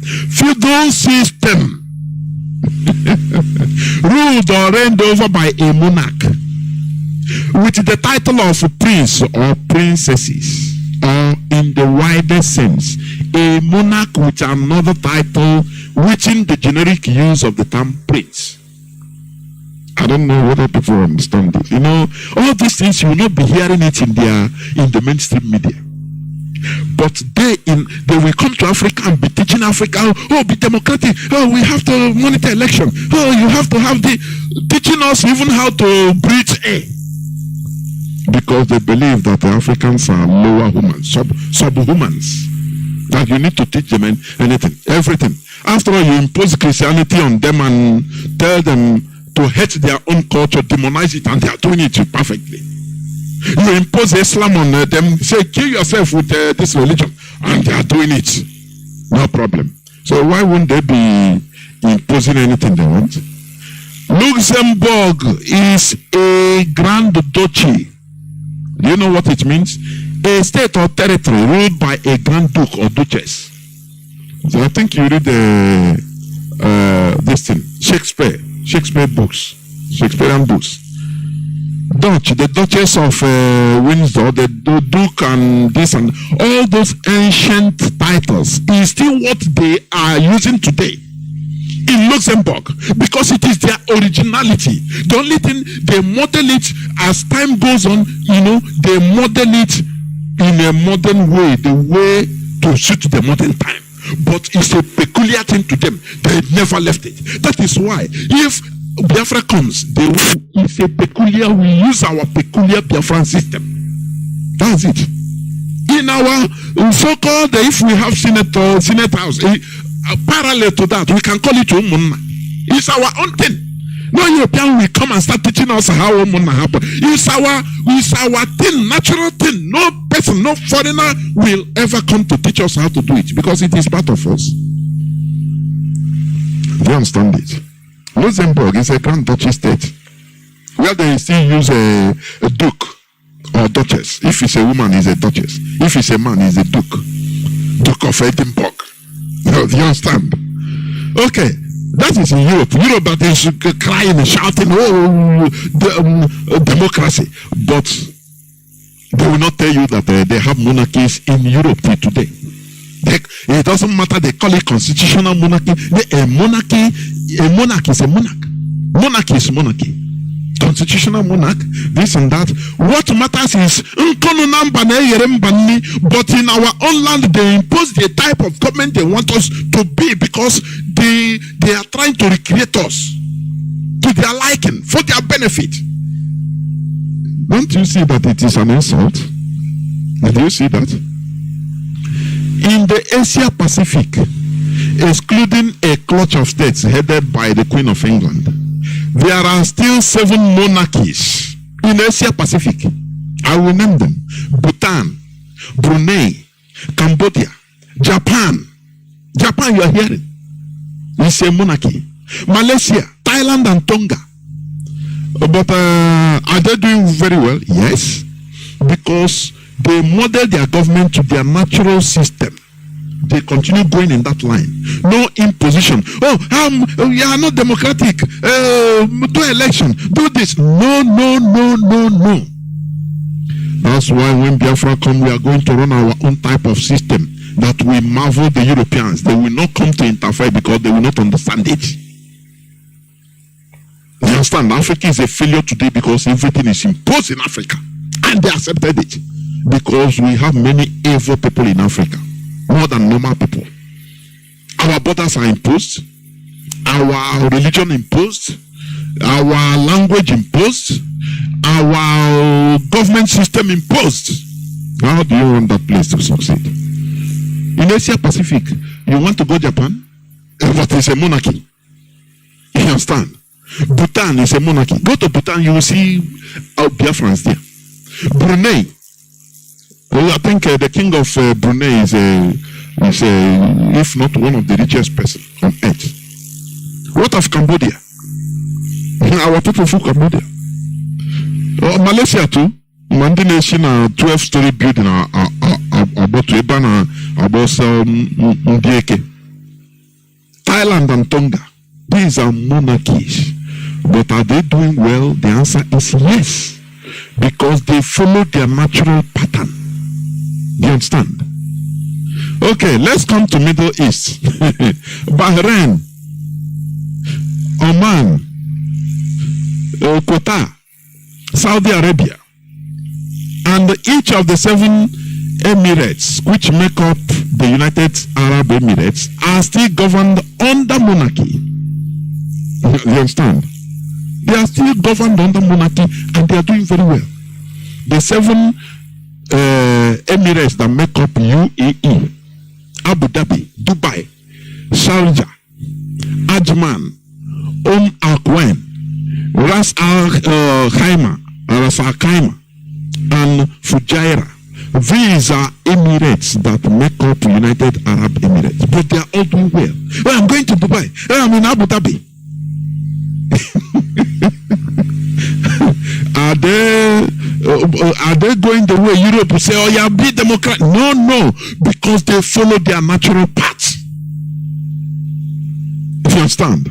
As time goes on, if you follow your natural path, anything that is good from other foreign land, now you imbibe it. You use the idea of shedding back the non-beneficial things in that, just like culture. You shed it, imbibe things that are good. That is, now you continue remodeling, but in your natural path. No person will come and tell you, no, it's like this, they do something. No, be more democratic. No, be like this. No. In our land, the Fulani, what they know, stand about emirate or caliphate is to conquer and kill people, slaughter, grab people's land. You know, okay, Africans are their brown. Do you see it? They don't think about anything good. They don't think about progress. But here in Radio Biafra, IPOB is trying to change all these mindsets of Africans. All these countries are doing well because they never accepted any foreign government to teach or impose on them about how to govern themselves. Rather, they use their natural but modernized system of governance. It's only in sub-Saharan Africa that we accept to be taught everything, including how to govern ourselves. Is it not pathetic? This is why most African politicians are handpicked by the Western powers and impose on us in the name of their so-called democracy, mostly for their interests and benefits. That is why the government isn't working for the people. They are using the unseen weapon of soft warfare on us. Britain fought and liberated themselves from Roman rule around 410 AD. Do you know the reason? Because the Romans were ruling them from far away Constantinople without minding their realities in Britain. Do you understand that? That is why Britain agitated. And in around 410 AD, during the time of Emperor Honorius, Britain liberated themselves. Because they say, how can we here, you people are making your laws, you don't even consider the realities facing us in Britain here. And Britain had to fight and push the Romans out of Britain and got liberated. But the same way they hold the people in Africa. No, do this. Catherine Lang will be going around. Oh, no, the unity of Nigeria is non-negotiable. Remember when Nigeria saw that you become democratic and more democratic and more democratic.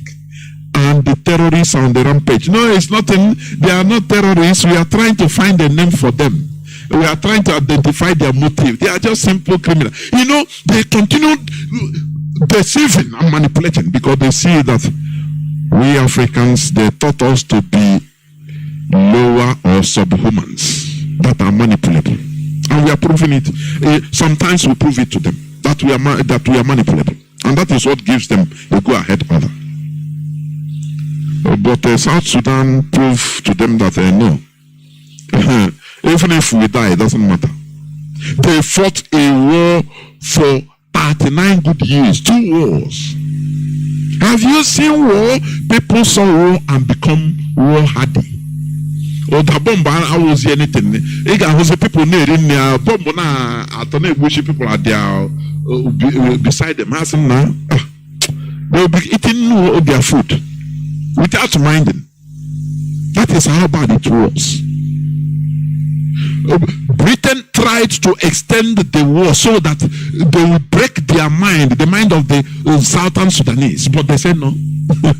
Or instead, all of us will perish. That is the mode we are in. We should be. Instead, all of us will perish. Instead of us to consider stopping, instead we perish. That is when they will know that look, these people, give them that, allow them to go, because there is nothing you can do. There is nothing you can do to them to stop. That is what they always watch. We fought for 3 years and stopped. And they say, oh, it's not important to them. If it's important to them, no matter the price they pay, they continue. Do you see it? Do you see it? So that when people say, no, we have been hated almost, no, because of one thing contributed, our inconsistency in everything. Owazirike came out, and before you know it, he turned to another thing, start speaking surrounding politicians. How do you want the international community to see you? Now you are not serious. Bunch of unserious set of people. That is why when you are coming to talk, they will laugh. They say, this one tomorrow, they will just beg. Give them Igbo presidency, and you will see them stop this agitation. That is the way they think. And you will see, if an Igbo man becomes president of Nigeria today, you will see some people, even principal officers in the IPOB, they start talking another thing. And if anything goes wrong in another 8 years, they come back, hey, Biafra. And how do you think the international community will look at you? You say that, look at, clear them, these are a bunch of, comedians, I beg. But they don't understand our resolve. And this generation of IPOB will show it to them. Do you understand? Okay. View as Britain liberated themselves because of the Roman way, the soft warfare they use. Making laws that affect them in England without even the emperor coming to England to know, without people understanding the terrain, the peculiarities in England. And Britain revolted and said no. The same thing happened. The USA 13 colonies also declared and fought for independence because the United Kingdom was promulgating laws and taxes in their faraway America, without minding their realities and peculiarities on the ground. American colonialists did not have the same rights as citizens who actually lived in Great Britain. They were thousands of kilometers across the Atlantic, making laws that affect them in the 13 colonies. And they said, no, this thing cannot continue. Do they think that we are slaves? And they have to revolt. If you say the situation is not good, you revolt and make your situation known. That is what IPOB is doing. That is what baffles me. When you see some people, they will say, no, do not fight the rulers, obey the rulers. So we have to only pray, and God will answer our prayer. I say you are stupid. If you don't protest, no person will hear your voice. You know, in Nigeria, what they did cleverly, what the caliphate did is to strike out, to destroy the protesting power, togetherness of some people. I could remember when students' union were students' union, even during the military era. If it happens in Unipen, anything they start coming out, Uniport will follow. Federal University of Technology will follow. Everywhere we follow, we go agog. And the military did not like this. You understand? They started planning to break the civil society. That time, even the unions they are strong. When they say there will be protests, nationwide protests, it will be nationwide protests in Nigeria. And the powers to be did not like it. And they started plotting to use money, to use influence, political position in order to thwart civil society, which should be the bedrock of every democracy in the world. Civil society, to counter the excesses of the politicians, to make the people rise up to protest, to do something. Now, whenever you see protests in Nigeria, you will laugh tire. Oh, doctors are not paid for 2 years. They are protesting. You count in the video, on social media, you count people that are carrying placards. They are not up to 20. They tell you doctors, they made sure, succeeded in thwarting and dividing everybody.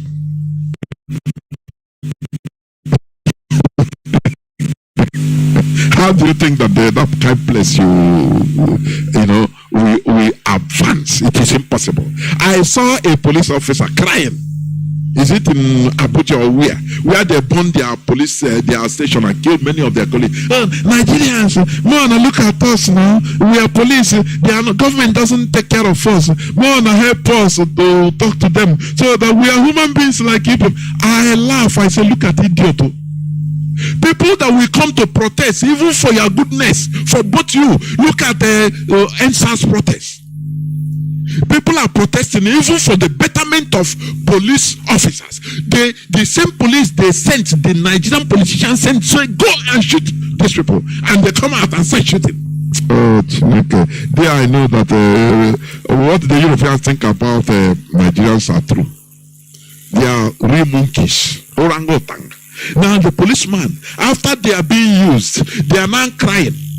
When we come, they make the Nigerian politicians, they make sure they put enmity divisions among military, police, the people, everything, put enmity, so that people can never unite together in order to ask for something. And who is getting it? Is the politicians? That is why all you hear in the news is this person looted 15 billion naira. The other person is 2 billion naira, $2 billion. The other and nothing will happen because the politicians, the Nigerian politicians, they have succeeded in thwarting using the soft welfare method of total conquest. You understand? That is exactly what they have used. That is why anything that happens, everybody is afraid. It's your, mind your business. So not be, I know the inside though. You walk out the go. But after that problem will touch you and you start crying. Like the police are crying. They are not paying us salary. When they are not paying police salary, when even during the NSAS protests, the photos and videos of police units, the housing units, very dilapidated in Ikeja, in every part of Nigeria. Come out. They say, police, come out. We are one. We are the people. All of us join together in order to protest so that you have good life. Oh, you see them, orangutan monkeys carrying gun. Oh yeah, bloody civilian. Oh yeah, go. I kill you and nothing happened. Now they use you against the people. After they start dealing with you, and you are calling the people to come and support you. Is it not around stupidity? These are the soft welfare methods of complete conquest they have done on the mentality of people, both religion, governance, everything. That is why everybody is a moron, just a zombie. Watching what the next hour will bring, what tomorrow will bring, what matters to them. As far as I have my daily bread, I go, I come back. I thank God. Any person that went and was killed by bandits, by Fulani headsmen, hey, oh Jesus, oh hey, oh now wow, this man, oh this woman, hey, oh Jesus, man, I been in this country, oh R.I.P. Now, so now everybody will continue. And zombie, you watch that zombie film. Like zombie. So the situation will come and kill this other person. Others will shout, oh Jesus, oh now wow, hey, now wow, R.I.P. market is burning. Hey, Jesus, hey, this country, what can we do for this country now? Oh, Jesus, help us in this country. And markets will burn to ashes. Nothing will happen. Zombies will continue moving on. Zombie. Another day, another market will burn. Oh, Jesus, what is happening now? Wow. Hey, Jesus, help me. Hey, look at my friend's shop. Now, my shop now burn here. What can I do? No fire service. Oh, Jesus. Hey, now, wow. Our zombies continue moving. Sometimes the life in Nigeria is a funny one. I'm telling you honestly. The same soft warfare method is being used today by the Sokoto caliphate on us Biafrans, imposing governments on us, imposing politicians and picking them. Once you win an election or you are a candidate, you secretly go to the Sadana of Sokoto. Absolutely. What did he go to do in Sokoto? Why did he visit Sadana of Sokoto? How many have you seen Kasina governor after winning or even before winning? He will come and visit the Pure Furniture or any of our Eze in our land. Why can't people ask questions? Why are you going there? This is a question that if real people should confront and ask these people, what are you going there? What is Anambra State, Imo State, Ebonyi, Bayelsa, Akwa Ibom? What have you gone to the governance there? How does it concern the Sokoto? So that people will understand. Why? It is funny that people don't ask questions. Very, very funny. Instead, the Fulani Caliphate is exactly repeating what the Europeans did to us as a people. That is what they are repeating. Because they saw the indigenous people in Nigeria as the most stupid, imbecilic set of people. They imposed governors on us, senators on us, and all we could do is support them. Now, as far as you have chicken change, now you follow. Now, national cake. It's a subhuman way of thinking. Low life. That is it. The Fulani Caliphate is trying to change our way of life so that we continue being confused and always dependent on them for guidance. This is why we must completely comply with this ban on Fulani cows. We are trying to take charge of our destiny. This ban on Fulani cows, any person that will be, clever by half,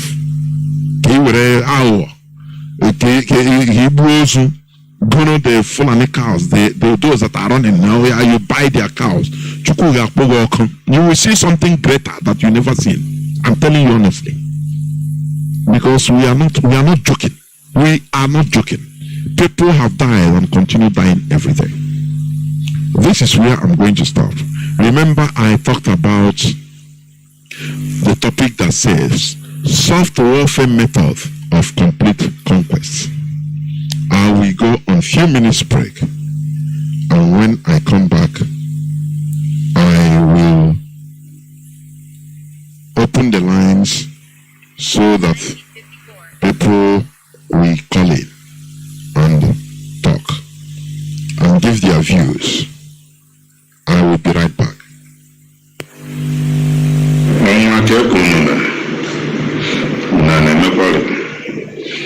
PM I'm not again on the phone concerning issue brief on everything.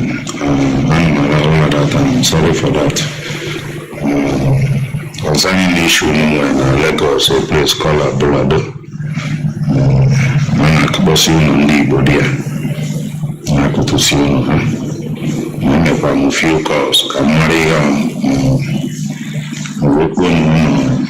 Dona FHA.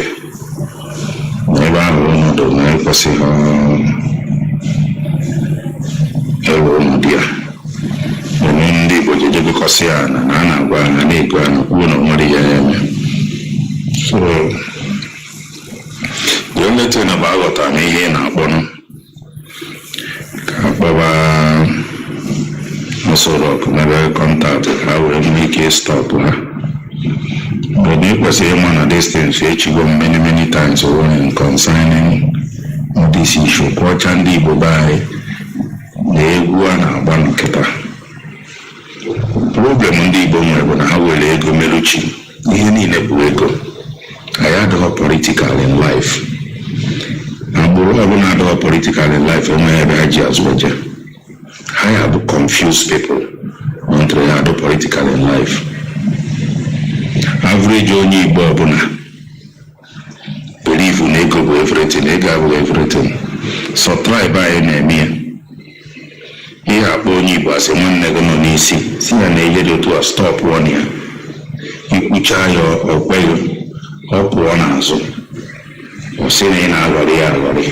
You talk or may investment in a day able tomorrow will make you so big money. They went and be doing the things they want. Then when the problem comes, Bokasabana phone, can they go and any haka? Achi Kurio no nine deba si Kuria because Umbu stupid. Very, very stupid. Jidofo, as a woman, I was only younger going concerning some of set up all these tribunals set you when let me tell you, all these Lagos they go now invest in Igbo now Europea. Ever in a Ghana sometimes Jena map allocation to one. Kedeba area in a Ghana, Kedi de Biafra. A place called Amondofe, Igbo Gorivo. It's an industrial area.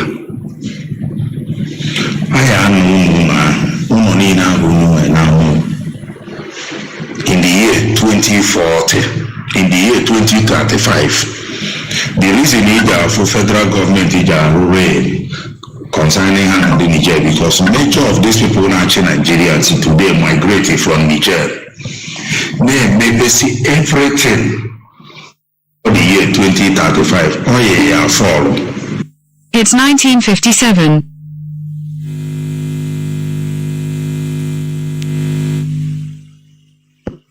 Welcome back. This is Radio Biafra HAUSA-SERVICE coming to you through the auspices of Radio Biafra London. My name remains Mazi Johnathan of the province of Biafra. Our lines are now open. Our direct line is +1 213 328 6224. I repeat, +1 213 328 6224. Our WhatsApp and Signal line is +61 405 142 547. I repeat, +61 405 142 547. I have a caller already, or even callers that are on WhatsApp and Signal. Caller on WhatsApp, you've been there, you are the first caller. Welcome to the program. Can you hear me?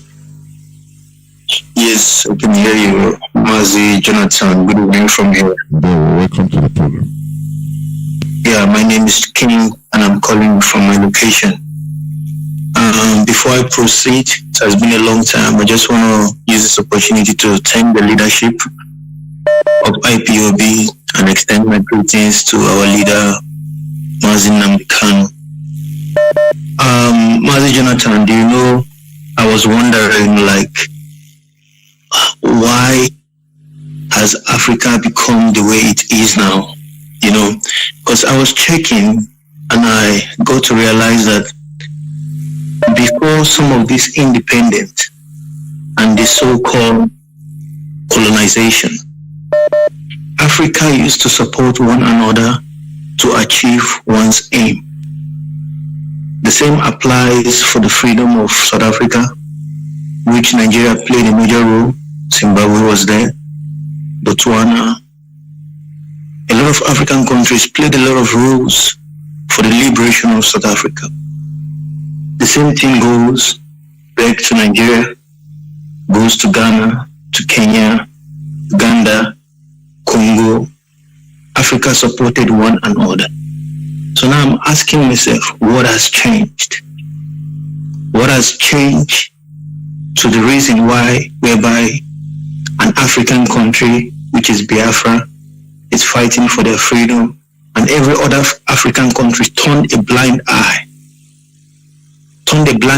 and make as if they are not seeing what is going on, the carnage going on in Biafra land, in Ambazonia, you know. So I get to realize that our major problem was colonization, was human rights, was democracy. Because before we were supporting each other, but when these institutions came, we started ignoring each other. Because now, if Ghana wants to support Biafra, they will say, you know, you can't support a separatist against a sovereign nation. Just like what is happening in Russia today, whereby the Russians are supporting the is it Luhansk Republic or Donetsk Republic? Now the Western world, yes, the Western world now are against Russia for supporting an unrecognized republic which has been subjugated and are being killed for their right to freedom. So just because of that, Russia is supporting these people. Now the Western world, just because the Western world has not recognized those people and Russia has recognized them, now it's a war. I don't know if you're getting this point. You know, so why has Africa been so coward? Why has Africa been so foolish not to support one another just like the way they used to do before? So I get to understand that our major problem now is colonization. Our major problem is human rights. Our major problem now is democracy. This so-called democracy that they have put in us, the colonization they have put in us, have destabilized us, destabilized our current. Before you cut, let me say something here. If you talk about colonization being the major problem, yes and no, in a way, because it's not only Africa that was colonized, the Middle East, they were colonized. Asia, many Asia countries, they were colonized. India was colonized. India got their independence in 1945. They were colonized together with what they call it, Pakistan, Bangladesh, all these countries, but they knew what is good for them. You know, let me tell you, once is a betrayer. Once you betray once, you will lose break. Before you realize you have entered into a quagmire. That is what happened in Africa. Africans were used to conquer Africa. Look at what is happening in Mali today. The Mali military boys, they were not happy with what their politicians, the plans the politicians were playing with France. If you understand? So that is why they took over power, in order to right the wrong, what the France is playing as fighting terrorism in Mali. But do you know the people that were being used in order to give a sanction to Mali is ECOWAS. Look at them, these are politicians, West African politicians. Because when you study history, you see that Africans were used by Europeans because of wickedness, because they are serving only their stomach. They are looking for what they can eat now. Now they were used to destroy their brothers, to betray their brothers, and that thing now they can no more stop. It's only in Africa that you see they divide Africa as a Francophone, Lusophone, and Anglophone. In Asia, Arab countries were colonized. Asia Pacific, they were colonized. But why are they not behaving like Africans? Because originally they didn't try to, though they had disputes, they have fights, tribal wars like Africa, like every other place. But the wickedness in Africans against their own brothers. Once I'm fighting with you as a brother, it does. Now,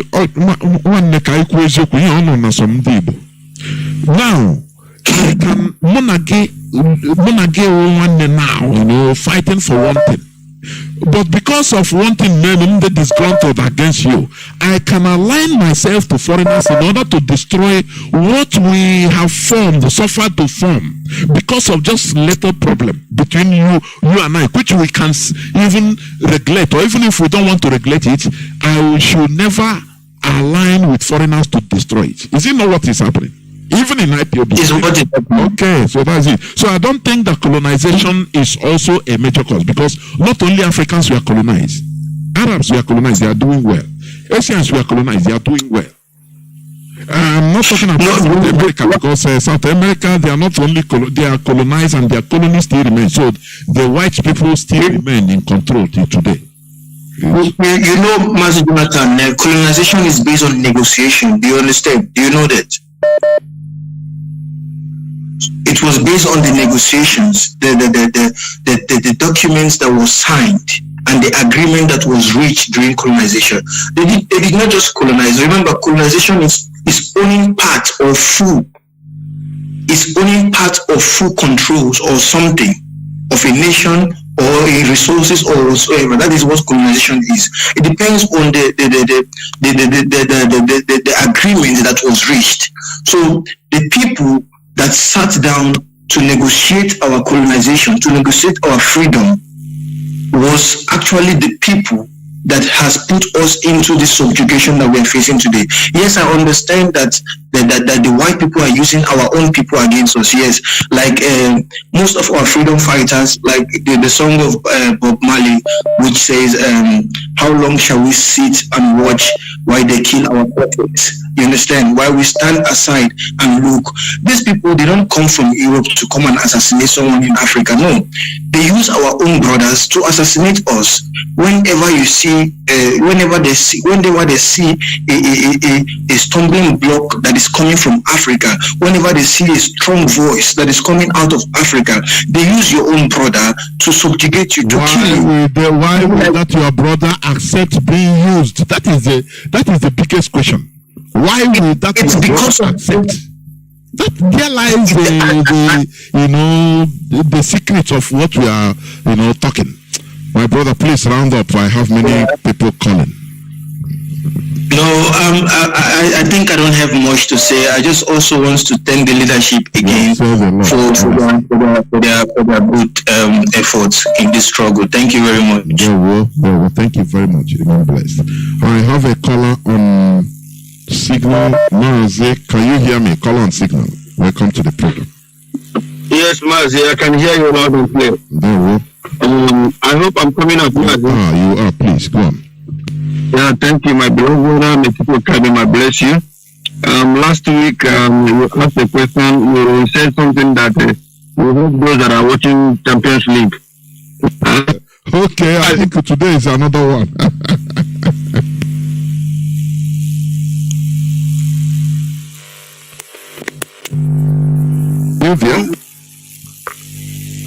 The world is listening. May people my bless you, and may he also continue also to envelop our leader Mazi Nnamdi protecting from every year, from every house and everyone and from all his videos. And most especially to release him unconditionally. This is our prayer, lady, in the name of Jesus. Now, please allow me to thank Biafrans all over the world, those who supported IPOB Austria for ESM fundraising. We just want to thank everybody on behalf of our national coordinator, Mazi Johnathan. We just want to say a very big thank you for those that came to support us, and most especially also Austrian family. We are happy for your doggedness, making sure that IPOB Austria is formidable and also fanatical about Biafra. May God bless you and your family, provide for you in the time of need. It is our obligation to make sure that this freedom we are fighting will be actualized, and also we will see Biafra and nothing will happen to all of us. Thank you so much, and the bless all of you. My name is Mazi Johnathan. I'm calling from HAUSA, and by the special grace of God, I am the IPOB of PLO. Now, we will tell from here that we saw a comedian or a clip where a guy was offering 200,000 naira to ladies to sleep with them in the street. Oh yes. On a day night. Mazi, I saw that the same. Mazi, it horrified me, honestly. You shook me. I never knew that people can be so desperate, and I never feel the way I felt. I say, has it reached to this extent? Then what are we saying? We are finished. If we reach it, Mazi, you don't know what I felt, honestly. Go on, please. I said, I couldn't believe my eyes for you to know how these politicians have useless the people to the extent that a girl will accept money for someone to sleep with him on a day broad life on the street. It is horrible. It is unbelievable. Mazi, I said, which type of country is this that have raised young people into this type of nonsense, Mazi? It is what is happening in that country. It's not something that we begin to,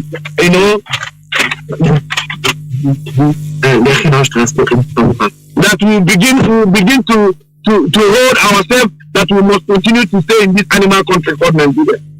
I swear before to I used to say, if anybody that said Nigeria is a good country for him, may Fulani herdsmen, may all these Boko Haram visit that person and his family for him to see how people have been mourning for their own, have been in agony for the killings that are going on in that country called Nigeria.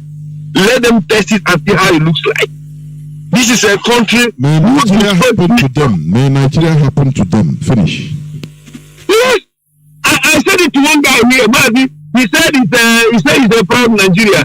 He loves Nigeria. That Nigeria is his country. I said, okay, no problem.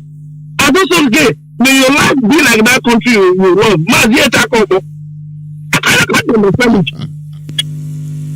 That's a hypocrisy. Why do you want to fight something that you love? And I say, may your life be like that thing you love. You want to fight. I can't understand it. So for you to know that these people know what they are doing, and this, man, do you know that these politicians are more united than the zoological population? Of course, they broke the back. They are more united. What they are doing to the population is, Mazi, what they are doing to the population is that, you know, this small mouse, when they bite you, you want to feel the pain. You begin to blow you breeze on that particular point. Is biting you, for you not to feel the pain anymore. These are the way these politicians are holding this population, this over 200 population of this original country called Nigeria. They will be maltreating them, suffering them. When they feel like these people want to revoke and want to do something, you will see they will send one or two of them to go and speak against the government.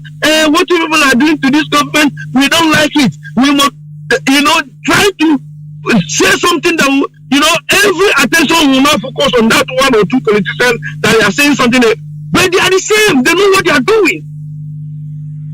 This is why Nnamdi Kanu has studied this country and let the Biafrans know that this place is not made for us. And if these people know the truth, the earlier the better they wake up. After all, they are the one dying now. The IPOBians that are really fighting for this, that know what is happening, all of their eyes is open. The same people that are talking nonsense concerning this freedom we are fighting for, Fulani herdsmen will be visiting all of them one after another. Because I have not seen a country whereby a man came out and said, the indigenous people that are suffering in this country should be free. And some people said where their eye is good for them, where this Boko Haram is killing them, bombing trains, doing all sorts of atrocities. They said they want to continue to belong this type of country. Now they are talking about election, Mazi. And some stupid people want to come out and say they want to vote in that country. Mazi, what is happening in this country called Nigeria is horrible. I can't understand why people are so foolish that they can't reason with their brain.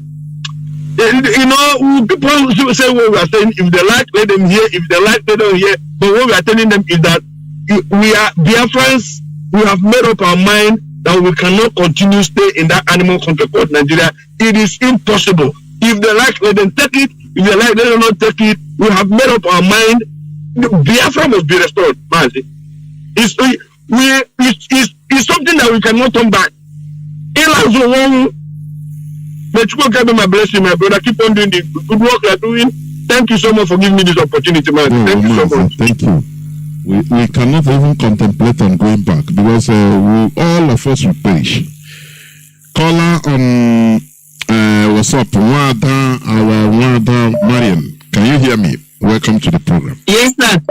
Good afternoon, sir. Good afternoon. Good afternoon, my fellow Biafrans. My name is Marian Heda, and I'm speaking from Maryland, the United States. Mazi, I listened. What you are trying to unravel, or what your submission today is, what are the elephants in the room that a lot of us, or let me be fair, most of us are reluctant to call out. I'm going to call them out now. The problem that is dealing with us, yes, is one, individualism. When our value of life, our way of life, or ways of life was broken, which was, we were known to be people that work in collectiveness. We looked out for one another. When the white man brought their religion, brought their way of life is individualism. But unfortunately, we do not know how to master that game. So once they brought it into our society, they were able to break the backbone of who we were. So what happens? Everybody now is looking for their own belly. We don't care. Just like the example you gave, you will see two siblings competing unhealthily. It's called unhealthy rivalry. Competition is good, but when I'm competing, all I want to do is to overtake you by any means necessary, possibly eliminate you.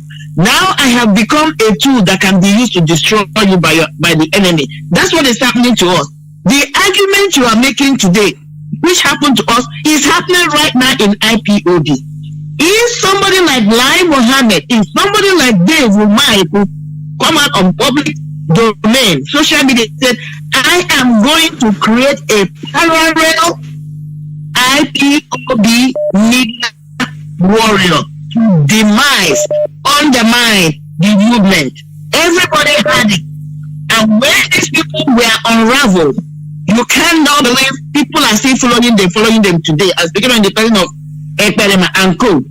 It's obvious to everybody because there's no way Nigerian government could have come into IPOB to destabilize it without using IPOB members. So what we are speaking about is you're talking about today. It is not far-fetched. It's happening before our own eyes. That's why I call it the elephant in the room. You cannot come into a family or a unit and be able to have a head with even organized crimes.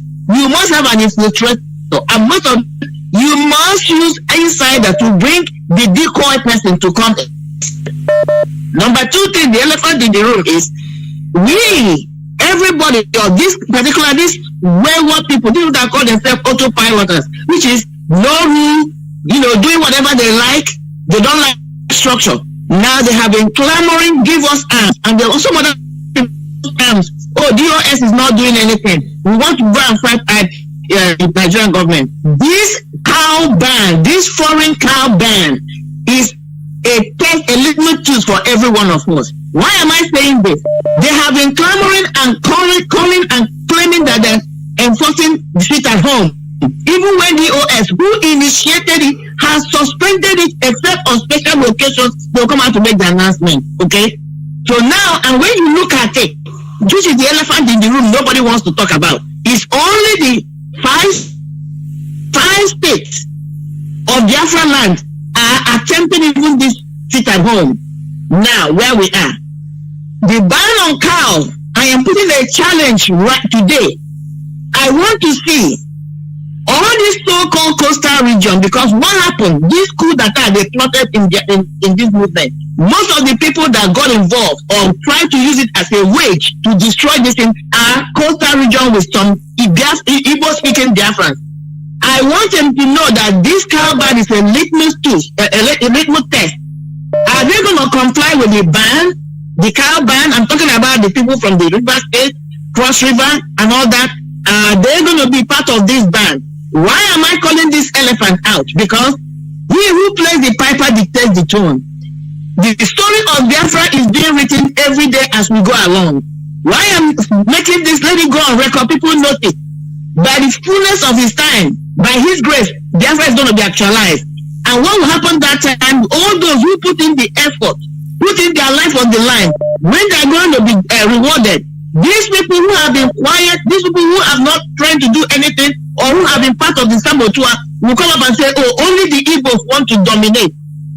If you want to be part of this story, you want to be part of this history, which is going to come, you need to get up from your high horses.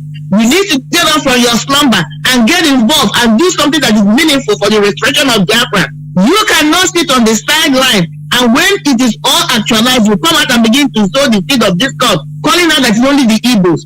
Because if the Igbo-speaking Biafrans are the ones dying right now in their numbers, even the sit at home, the coastal region are not observing it. So this is an elephant. I'm going to call it out, and I'm going to damn the consequences, because nobody wants to talk about it, but this is reality. Because they're all looking for their immediate gratification, what they can get today and eat, which is what is killing us. People are not thinking about the future. They just want to satisfy themselves today, but they want a reward for future, which is what the Nigerian politicians have done.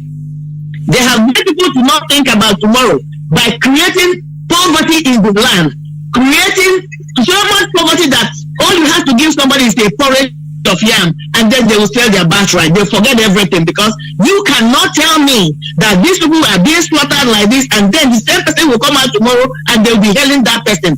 It's called syndrome, and Mazi, this is why what you're doing and others are doing is very important. To see whether psychologically we can dismantle this behavior. Is a behavior. Unfortunately, behavioral man are difficult on land. So we're going to keep up the good work, keep up pressing down. But Mazi, is not an easy job. God bless you. Thank you for your time. Thank you for this topic. But the elephant in the room is what? Individualism. And we don't know how to control what we have accepted, which is Western civilization, and the religion they brought to us, telling us the race is individual race. We don't run about it collectively. You come in a family, only one person wants to go to heaven and saying it's a heavenly race, it's an individual thing. These are the seeds they sowed into us. And let people understand that you can only reap where you walk. You cannot reap where you did not and where you did not walk. Man, thank you so much for taking my call. God bless you. I have so much to say. Thank you. Remain blessed. Let me say something before I pick other callers which are waiting. When like our sister said, yes, but I don't completely agree. You understand? What we should understand also, first of all, there is a stigma. There is a stigma since after the war on this name Igbo in Nigeria. So even many Igbo, this is what forced many Igbos to change their names. We are all the same. We should never underestimate or lie about it that we, the Igbo speaking now, we are all the same. Everyone, we are all Igbos, but you know, as I used to say here, every language changes, mutates into another. It can, part of it mutates every 100 years. Do you understand? Depending on the situation, the surroundings. That is why you see English people, they speak in their own way. The same English people you call Americans today, they are speaking English but with another accent. Do you understand? Whereas before, about 300 years back, they were speaking the same thing. Do you understand me? So this is what we should take into context. And also, Igbo speaking are more populous. We should never shy away from it. So, if, for example, where you see 1,000 Biafrans, most probably the Igbo speaking Biafrans there can be maybe 800,000. That is the reality. And now, the other ones are maybe 200,000. Now, inside that 200,000, if maybe 10% of 200,000, is it not, I think, 200 or 2,000? Sorry, 2,000. But 5% of 800,000, just check it. 5% of 800,000, I think, is 4,000. Only 5% is 4,000, which is even more, so you might not be seeing our people, but they are inside the struggle. I'm assuring you, there are things that happened and it will be having effect when you don't expect it. They are there, even many of them, we are dying together. Let me tell you that, both a job, both a fic, we are dying together in this struggle. It is the reality. So sometimes we should take many things into consideration. You understand it? So that is it. I have a caller that has been there. Caller on signal. Can you hear me? Caller on signal.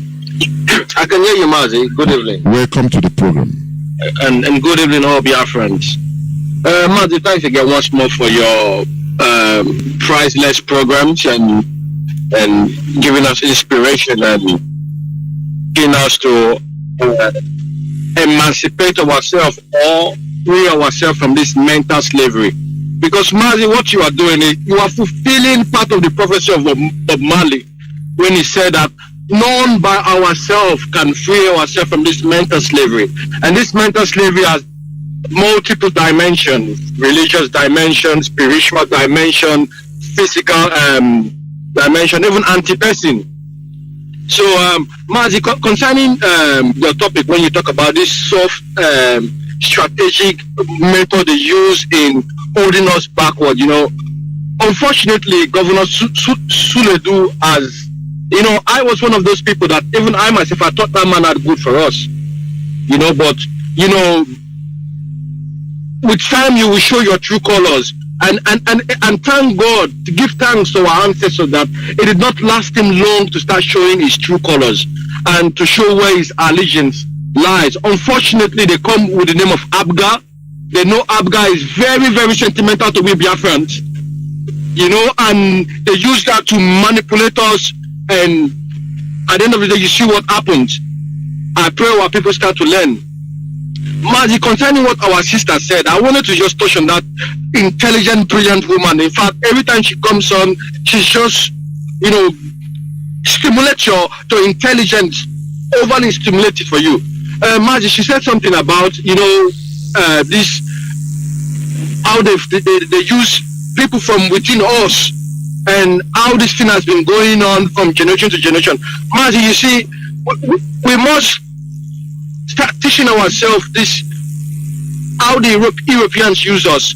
We must understand the dynamism of how they use us and use our people to put us where we are. Let me simply simplify it in the sense that look the way the corporations work, multinational companies work, and they control their Western government, and the Western government control their people. The same thing, the multinational control the European politicians who dictate to the African politicians how to hold us in perpetual bondage. So we all know that the problem we are having today is the political class in Africa. They are the middlemen with the multinationals and the Europeans. Once we can do away with these people, make them irrelevant, like how we have made our Igbo politicians, they are relevant, they know they are irrelevant now. most of them know that take away the money, nobody listening to them. You know, take away the money, the fame, all that, nobody listens to them again. So if we can do this now in a national scale, it will help our struggle. Another thing again, Mazi, when it comes to the struggle, I understand our sister. Mazi, I am an Ijo man. And sometimes I feel hot that the people in the street are our Indigo brothers. I'm not seeing nobody, Mazi. I will go for what I'm seeing. The empty street you find, you don't see it in Wari, you don't see it in Port Harcourt. Or Igwacha, pardon me, Igwacha, but you see them in Enugu, Owerri, and others. Are they not part of Biafra? So Mazi, we must call the elephant in the room. We must call it out. Where we are doing wrong, let's pour it out without shame. When the referendum comes, people will vote, and not everybody will vote for Biafra. We should open our mind to that. And even these people can be in our family. But however, we must call the truth. We must call the elephant in the room, where we are hurting ourselves. Mazi, this is what I've got to say. Thank you again for the opportunity and the privilege to talk in your platform. Thank you, my brother. Also, he's just speaking Biafra. So we must continue. I have a caller. I have people calling on direct line. Whenever somebody is talking, is the time when they'll be talking. Now that I want to pick, the call will dry. You know, it has been happening. I don't know why. Okay, I have caller on WhatsApp that has been there. Welcome to the program, caller on WhatsApp. Can you hear me? Yeah, Mazi, good evening. I want to appreciate you and the leadership of what people are doing in our struggle. My name is Sokoto. I'm calling from a location in this room. What I want to say, based on the occasion today, is there any way we can convert these teachings on WhatsApp and send it out to our people? Mostly those that live in Lagos and Abuja. Some people used to record this broadcast on WhatsApp. I'm telling you honestly, it is being recorded on WhatsApp. We should make it to go more viral so we can get it and also circulate it to our people, because most of them have been deceived because of this 2023 election. Most of them have been carried away. Even some zonal coordinators. I know what I'm telling you. Some zonal coordinators. I know what you are saying, and I've been, Mazi, please, before you continue, I have been warning about this right from the beginning. I like to have contrary views sometimes, to look at something in another perspective. Right from time when our people we are talking, hey, it is not going to be possible. Fulani will not agree. Sometimes I say I beg to differ. These people are solving politically. They can at the last. At the last, they can say, okay, bring out bring out become Nigerian president. Why should we be saying no, it's not possible? Are we challenging them to make it possible? By that time you will see, you don't have plan B because you focus the wrong way. That, oh no, they are not going to do it. Now if they do it, you'll be disappointed and start talking another thing. The best thing is, I used to warn our people, it can be possible, it could be possible, and this thing will make many to fall. But we should continue warning them. Mazi Johnathan said something sometime. He said, if he is the Fulani even, he will prefer that they hold that power.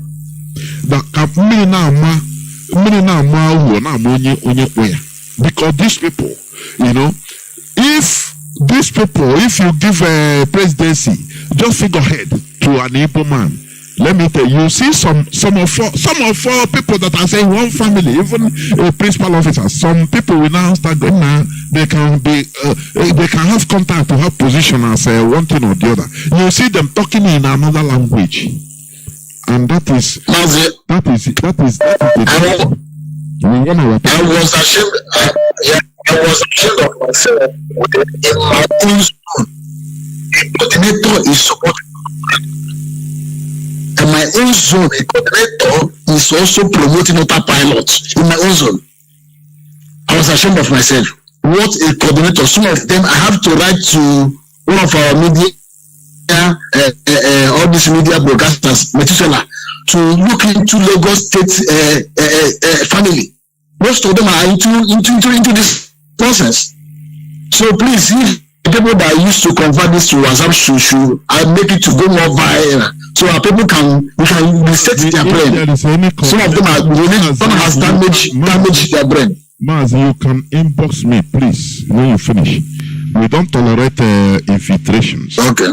You inbox me if there is anything we need to, the leadership need to know about any coordinator. We should not suffer not a witch to leave. They have been given enough time. Some of them are coming back and confessing. I don't know whether genuine or ingenuine, but any person that is still there know that he has another. He should not be a coordinator. I'm telling you honestly, he shouldn't be. He shouldn't be in that post. So if there is anything, please inbox me. Okay? Okay, sir. Thank you very much. Thank you very much. I have a caller on WhatsApp. I mean signal, sorry. Welcome to the program. Let me see. No, the signal caller is up. You know, so I don't know. People we are calling, they call on direct line, but once there is a space for them to call, no way. I cannot pick a caller on direct line and keep the person waiting. It will be destroying the airtime. Let me pick it. Caller on direct line, can you hear me? Call on WhatsApp, hold on, I'll come to you. Call on direct line, can you hear me? I can hear you, sir. Good evening, sir. There, well, welcome to the program. Well with you. It will be well with you. Shall I don't understand that language. It is well with you forever. The Lord answer your prayer. He has answered your prayer. The thing is that running of this race is not about shouting like they always tell us. It's all about those that are embedded in the own marrow. Because we need, without so much drama you have been taking this field to the minimum of people who not get working. But yet, the gullible ones put them in the security, which I have believed that they have been doomed for destruction for eternal. Biafrans almost taking full all the time. The Indians, the Colonialism, the everyone, the freedom fighters have led their main before the LOC that everyone about. Now I say, even a man at home, so what we are doing is doing so. It's doing so. That is the reason I call to appreciate everything. So if I said I should be appreciating you, the whole world will say, they have started praising themselves again. Why would we not praise ourselves? Why would we not just keep people like that to intimidate of you and every one of other police officers and other ministers on this stuff? Who have done so fair, not sleeping, and have been achieving so much. At least we are 99% close to our goal. So why would I praise you? Because you always say something in this puzzle. You always tell us that whether they like it or that you have started this already, or someone will know, and now we have a share. And that is why I'm happy. This time I don't know even much effort and do my best and walk away. But I know that it's a game of the elite. Since I have seen you people, I'm satisfied. Let me see who that will bring this struggle to expectation. So, and I am praising also our viewers. I am thanking them for being there for us. Don't know what is Finland. The name itself is a wrong name. So any person bragging in Finland is bragging because he has just a legitimacy from those videos around him. So I don't know about them. And also, I want to tell us some. Our auntie just called to few hours, minutes ago. We're talking about people in the riverine areas. When we don't feel angry for those people even love what we are doing more than us. Now, have you asked yourself question that why is it that every sister phone they are now? That the peaceful officers, even peaceful officers, I'm not talking about people who does not care about it. Peaceful officers goes to work, they move back from their houses and walk out the riverine areas. So these are the people that when I see them, I feel like strangling them. And they will come out here and they will blame they will blame our ministers on the platform, they will blame everybody. Yes, they want to do a reason to start to don't fight. This is not the kind when I finish this game. Am I going to fight on our summer? I can't fight on our summer because I know that is not my problem. So I know it's the problem. I won't fight Yoruba. Yoruba will not fight us. I also will not fight Yoruba. So why are you saying give us ammunition at this moment that the elites are fighting the whole thing? Are you going to fight Russia or Britain or US? We have all hands together and subjugated us into this mess. So when we are listening to you people, I feel encouraged because I have people who teach me things I don't know and they wish to know more. So this is all I can say. It is funny, don't blame them, we blame ourselves. Okay, let's assume in Port Harcourt where they call us in the many meetings. On a Monday like this, they say 6%. Many of them goes out. I'm asking them, why not you have it is to the ratio of 20% of the Igbos who does business majorly in Port Harcourt? Why not them sit down in the house? And it will be obvious that we are expecting it when it goes out. I'm asking them, why not you have it is to the ratio of 20% of the Igbos who does business majorly in Port Harcourt? Why not them sit down in the house? And it will be obvious that we are expecting it when it goes out. I'm asking them, why not you have it is to the ratio of 20% of the Igbos who does business majorly in Port Harcourt? Why not them sit down in the house? And it will be obvious that we are expecting it.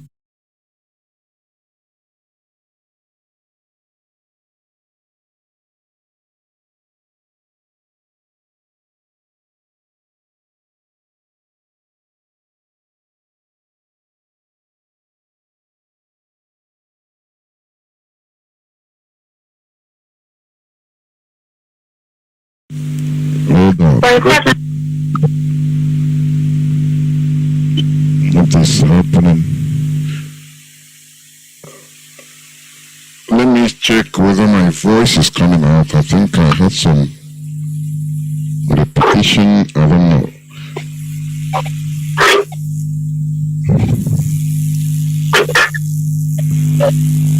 Caller on WhatsApp. You are calling. You called and you left your line. You are not talking. You seem to pick another caller. Caller on WhatsApp. Are you not speaking? Are you here? Let me check over my. Mazi, I don't know. Are you listening to your device, please?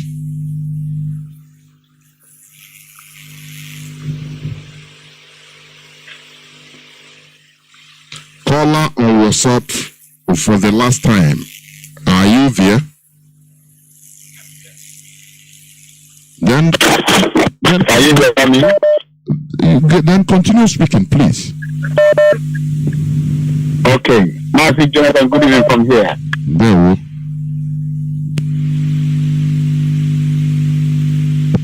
Mazi, go on. What is happening, please?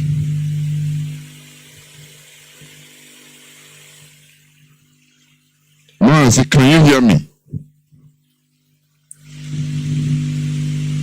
My goodness me. No. I need to pick another color. I need to pick another color.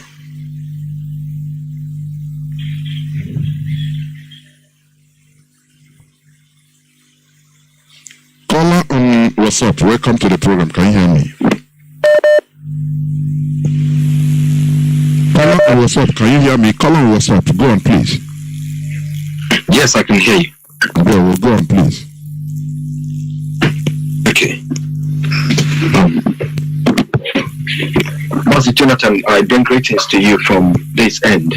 My name is Obina. I'm calling from London. It's my pleasure to have you around tonight. And thank you so much for your submission tonight. It's very, very thought provocative.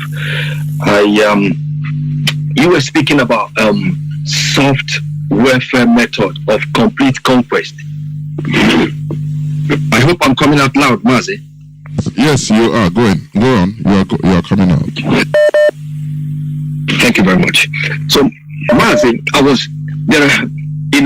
the problem of Africa, not just Africa alone, the problem of the people they call black, our shade, is beyond colonialism.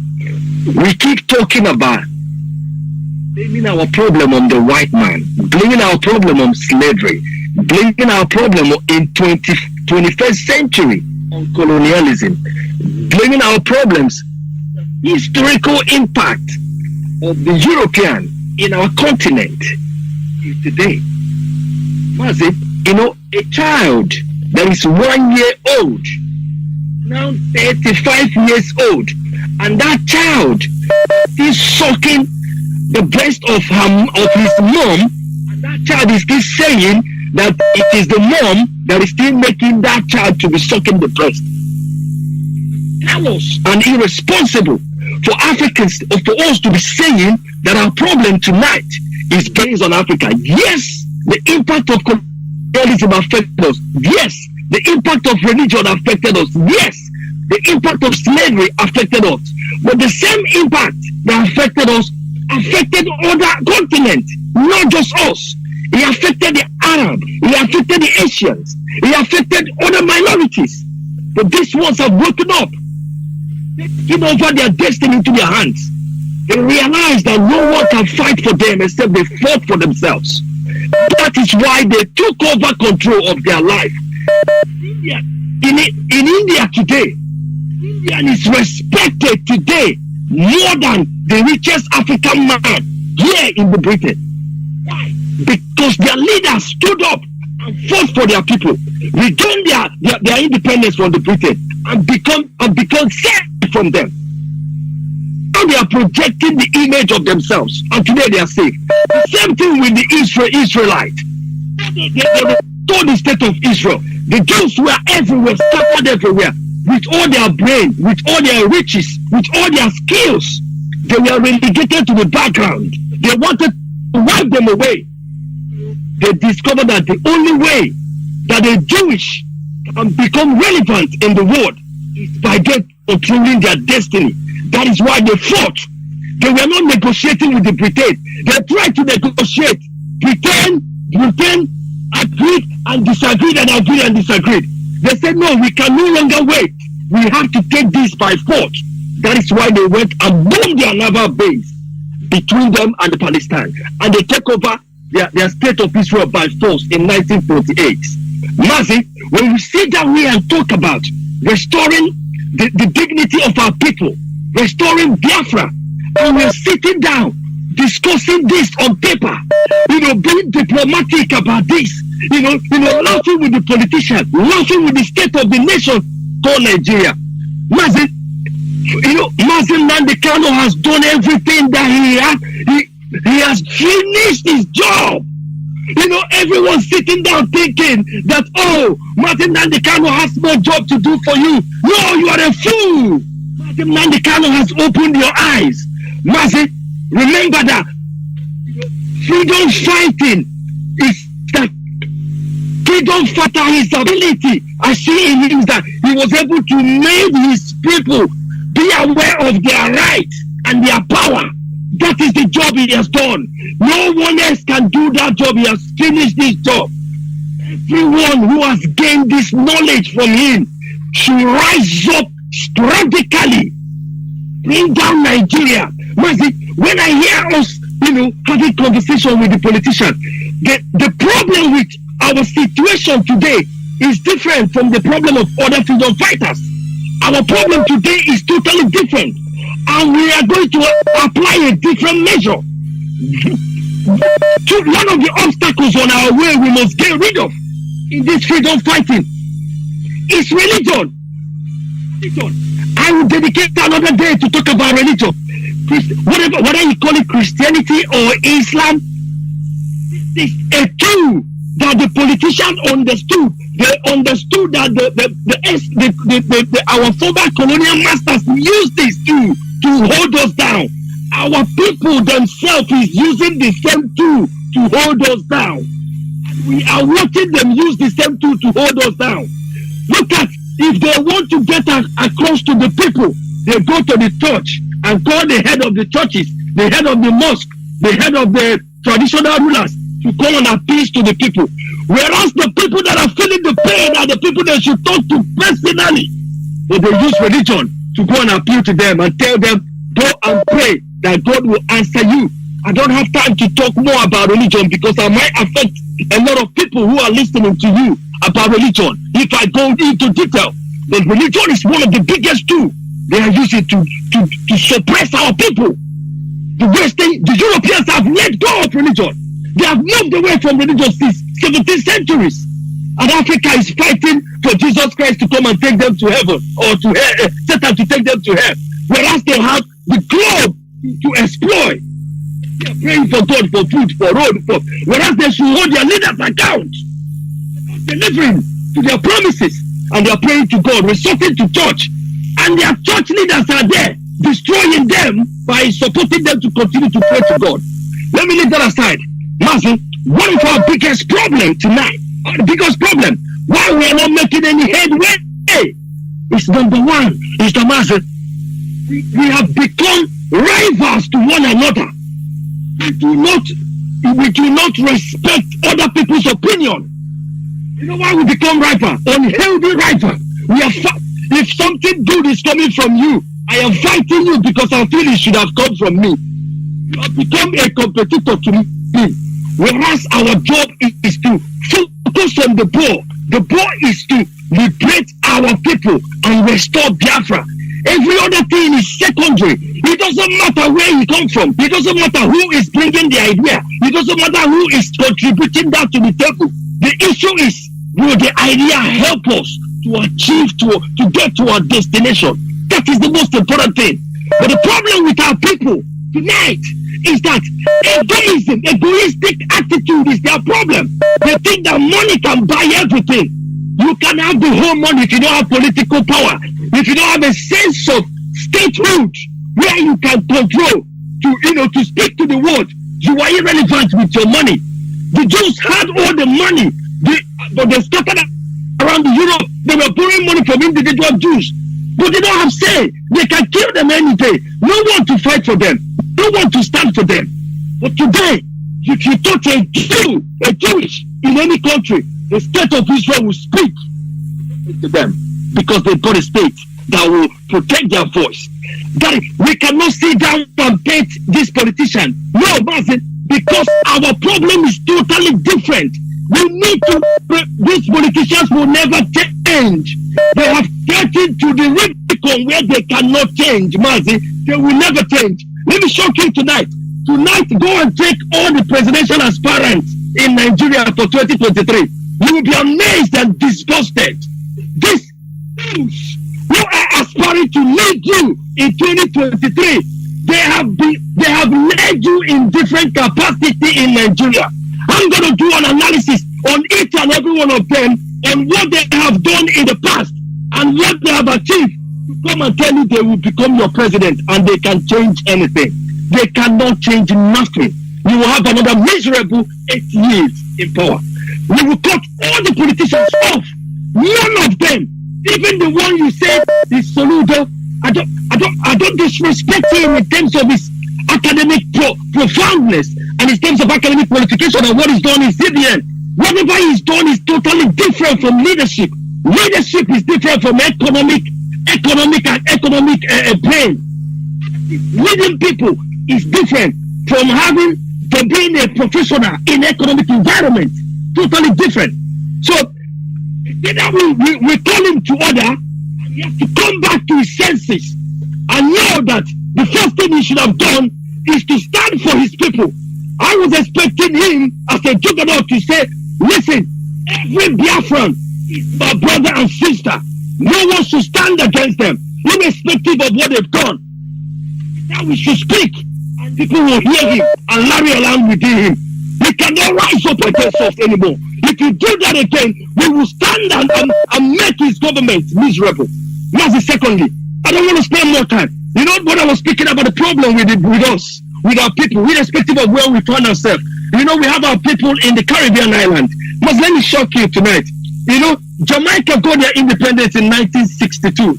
Do you know that today, 1962 till today, Jamaica still have the Queen of England as the head of the state. Till today, this is a country that says they got independence. Among all these almost 16 Caribbean countries, Mazi, about how many of them? It's only 7 or 8 of them have gotten republic. Republic means they've gotten rid of the Queen as their head. Jamaica still have Queen as their head. And this is an African country. They can't stand up and fight and say, no, we want to be we want to be republic. Mazi, can I say something there? Yes, for me, let me be honest with you. I don't see, I don't see something extraordinarily wrong with countries like the Caribbean countries still having Queen as their, not being republic anyway.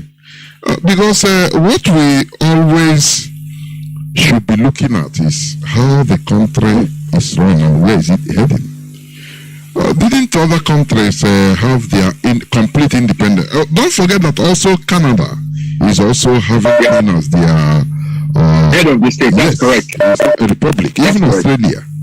Even Australia as well. Yes. So I don't think it's a kind of impediment, or if they have what of Africans that have a complete flag independence? Where are we? That's true. That's the problem. Backward. You're right. So continue, please, and round up. Mazi, you're right. It's not a benchmark for them to become successful. Even those that are fully independent are worse than them.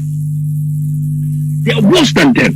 So Mazi, when somebody mentioned, because I was trying to correct, somebody mentioned, our problem is colonization, human rights, and democracy. Not entirely. It's a bit of it, but we cannot say it is the reason why we cannot rise up. Mazi, do you know? I have met people that have stayed in abroad for 13 years.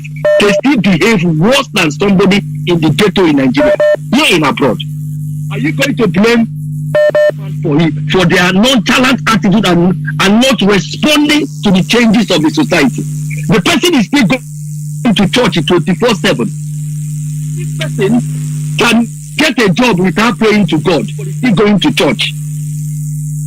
For what? What are you doing there for? Anyway, let's move ahead. So, Mazi, when you mention the soft war, Mazi, I mentioned religion, I mentioned the elite. They use our elite. When I talk about the elite, I'm talking about they use our business professionals, our economic leaders, our social leaders. They use them to get at us, to keep us conquered, because they know those ones will respect them. I'll give you an example with Solido, number 1. I'll give you an example with the leaders of the churches, number 2. They know that the people respect them.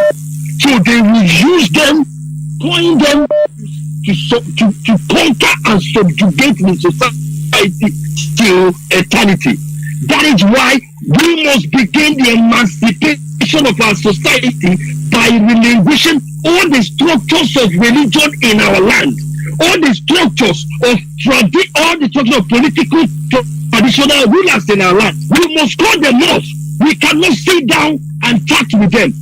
They can never change, Mazi. In Igbo today, it is a shame that almost 85% or 90% of all our traditional rulers are carrying certificates from the state government. Do you think that those people can represent you? They can never represent you. The only way, the only method to restore our freedom is for us to do what the French people did. They rose up and said they are tired, and they wipe away everyone that is causing them to be on the ground, until we realize that freedom fighting is either it is armed resistance or it is non-violent. In our situation today, violence cannot achieve it. The reason is that they have penetrated into our marrows. Now, please hold up. I have people that are waiting, please. In summary, Mazi, first, we need to come together as one, have a strategy on how to get all our people that are surrounded around Nigeria. We have all it takes to get Biafra in 1 year. We have everything it takes to get it in 1 day. But the only thing we need is just a strategy. Bring everybody together, we unleash our strategy, and we will get Biafra. I wish you all the best tonight. Thank you very much for the opportunity, Mazi. Thank you, and keep up with a good job, Mazi. Thank you very much. Remain blessed. We must continue. Paula on Signal, welcome to the program. Thanks for waiting. Can you hear me? Yes, my brother, I can hear you. Thank you. My name is Ifai Chukwumada Abuchi, and I'm calling from the Kingdom of the Netherlands. This topic tonight is this soft war for complete domination or something like that. Soft warfare method of complete. Yes. Yeah. Yes. You see, I want to contribute in another direction. Our people have said their piece, and I appreciate all of them. But what I want to say tonight is the British and the Fulani have done the division of the eastern region, and they separated the coastal region, called them South, and called the other part upland, they call it Southeast. Now they have achieved the division of the East. Now what they want to do to complete their conquest is to divide the so-called Southeast, because they have been fighting us, the East and the Southeast and the South and all that, but they have marked out the core Igbo states, except the core Southeast, in order to complete their conquest. So what they do now is to take our politicians, our clergymen, and the traditional rulers. So in this case, they are not going only by their cleaners, of course, kidnapping also, of course. But if you remember, there was one time that midget, that witch from England went to the riverine, and he told our clergymen and the religious people to help to stop the agitation. They are directing this comment to IPOB, and they are telling our religious leaders and traditional leaders and the politicians to coordinate together to defeat the agitation for Biafra, and that is IPOB. And what are they doing now? Is to divide the Southeast among ourselves by telling you that anybody that is in the bush is a criminal, is a kidnapper, is the armed robber. And then the next thing they are doing to effect the complete division of the Southeast is to tell you are from Imo State, go to Imo State, you're from Abia, go to Abia, you're from Anambra, stay in Anambra, you're from Enugu, stay in Enugu, but you stay in there, but you stay in there, and so forth and so on. So what we must do is to tell Soludo and his government, it's very good, my brother Jonathan, that you played that tape of Soludo when he hasn't gotten into government.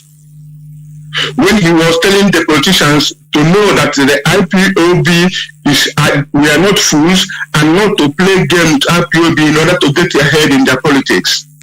So now Soludo must listen to himself in that comment, because if Soludo don't know that we know that now he is working for Britain and the Fulani, let him know that we know, and let him know that he must leave us alone. And if he continue in the line they are pushing him, the blood, the soul of our people who died from 1966 and from 1967 to 1970 and from 1970 to now those soul and blood will fight him and they will destroy him and his government and everybody who is fighting against Biafra. If you know that IPOB cooled and calmed for them to do their election, whether he wins, he wins. If he fails, he fails. Let nobody say that it is IPOB is the cause of that. Now he has won. Let him do his Nigerian politics, be the governor, but leave IPOB and the agitation alone, for goodness sake. We are not looking for his trouble. Let them not look for our trouble. Let our brothers, be you a governor, a senator, a House of Reps, or a minister, or any position of any level, leave the agitation alone. If you cannot support us, leave us alone. Otherwise, the land of Biafra, Igbo land, and the blood and souls of our brothers and sisters who have died in this agitation will come after you, and you will lose, and you lose big time. Thank you, my brother. Good night. Thank you, my brother. We all understand Soludo's approach using diplomacy. You know, that early time he made that statement, you see some of our people that didn't really look deep or listen deeply in what he said and what he meant, what is hiding behind what he was saying. Some jump up, oh, he's with us, he's praising us. I say, look, I saw in Soludo a person more dangerous to IPOB than who posed them. I continue repeating it. Maybe people might not understand, but I started it right from that day. Even I commented on it. he thought that he's too smart. Okay, let me use diplomacy to kill these people. Brandon, everybody in the book. He knows that ESN is in our forest protecting. So with the way he says it, IPOB is factionalized, this and that, promoting another thing. There I say, this man. But he is nothing, he is nothing to IPOB. So as our people have been warning him, he knows what to do. Because we cannot take it. We cannot take it. We are inching closer towards the end of this program. I have two callers that have been waiting. Caller on WhatsApp, welcome to the program. Caller was on signal, hold on. I think you're going to be the last call. Caller on WhatsApp, go on please, welcome to the program. Okay, Mazi Johnathan Chinedu. There we go. Good morning from United Arab Emirates. Thank you, Mazi. I remember Mazi Malogo. Mazi Johnathan, I thank you very much. I thank all our leadership. Mazi, let me ask you, as you're residing there, because I mentioned also United Arab Emirates. What I treated today is soft warfare method of complete conquest. We are in Africa. When it comes to Africa, the Europeans are lecturing Africans how to, govern themselves without taking cognizance of the peculiarity or the realities of Africans. There you are calling from UAE. It's called United Arab Emirates. It's not called the Federal Republic of Arab. You understand? United Arab is an emirate. But is it doing well or not? I must tell you, here we reside. United Arab Emirates is a desert, but they turn it heaven on earth. Okay, hold on. I tell you everything. Hold on. It's a simple question. Do you have Europeans always coming, EU delegates coming to teach them how to conduct election, how to validate their democracy, this and that? Or do you have it there? No. I'm going to tell you, Mazi Johnathan. What I think cannot happen in United Arab Emirates. Go on. I'm okay. For people to understand, because we preach practical here. Africa, every time they come to teach us how we have to conduct the election, be democratic. The election in the presidential election in Nigeria, only 500 people were killed, so they are just few. So it cannot, affect the overall result. So we validate this democracy. Katrina Liang, people will clap. The subhuman beings will be clapping for themselves. United Arab Emirates, they are seven emirates that form that union. Yes, they never. You never see Europeans coming there to teach them how to govern themselves because they naturally, according to their nature, according to their system, their own system. They are still in this modern world being developed, and people that are from so-called democracy are going there to buy houses, live well, do everything, enjoy the land. So what does it tell you about that? Mazi, please go on. Mazi Johnathan, Africa must wake up from their slumber. Africa must wake up from their slumber. Not allow all these European people to be using them as a just like I don't know how to qualify it. Using them like a toy. Using Africa like a toy. All these European own Africa just like as their inheritance. They take Africa as their inheritance. They do whatever they like to Africa, and the Africa are following them sheepishly, especially Black Africa. If Africa understand very well, especially Nigerian indigenous, understand very well that Nnamdi Kanu came for the good of everybody. He came for the good of Africa. Europeans know that Mazi Nnamdi Kanu want to open the eyes of Africa from this colonization. If they know very well, then we understand that Nnamdi Kanu is for good of everybody, good of Hausas, good of every indigenous in that contraction, both Africa at large. So, but I don't know what is wrong with Black Africa. I don't know why Africa want to remain in this slaving of Europeans forever and ever. It's very bad. It's very bad. When I say all these things, I don't know where to start. But I know we must overcome all these problems. We must overcome all this rubbish. So, Mazi Johnathan, I want to tell our people in this program, both IPOB, we must be strong. I want to borrow a word from this slave Bible. I want to borrow a word from it that says, "Kingdom of God suffered violence, and the only the violent will take it by force." So we must take our destiny to our hand. Europe cannot help us. United Nations cannot help us. Nobody will help us. Only ourselves will liberate ourselves from this people. Nobody will help us. And then we will deal with all the saboteurs. Get rid of them because they don't need to believe. So that is all I want to say. We must continue and liberate ourselves from this mess that we saw that British and the Fulani put us to today. Thank you, Mazi Johnathan, for a good work. Thank you, great IPOB all over the world. Thank you. Thank you. Thank you, sir. Thank you. Caller on Signal, welcome to the program. Caller on Signal, can you hear me?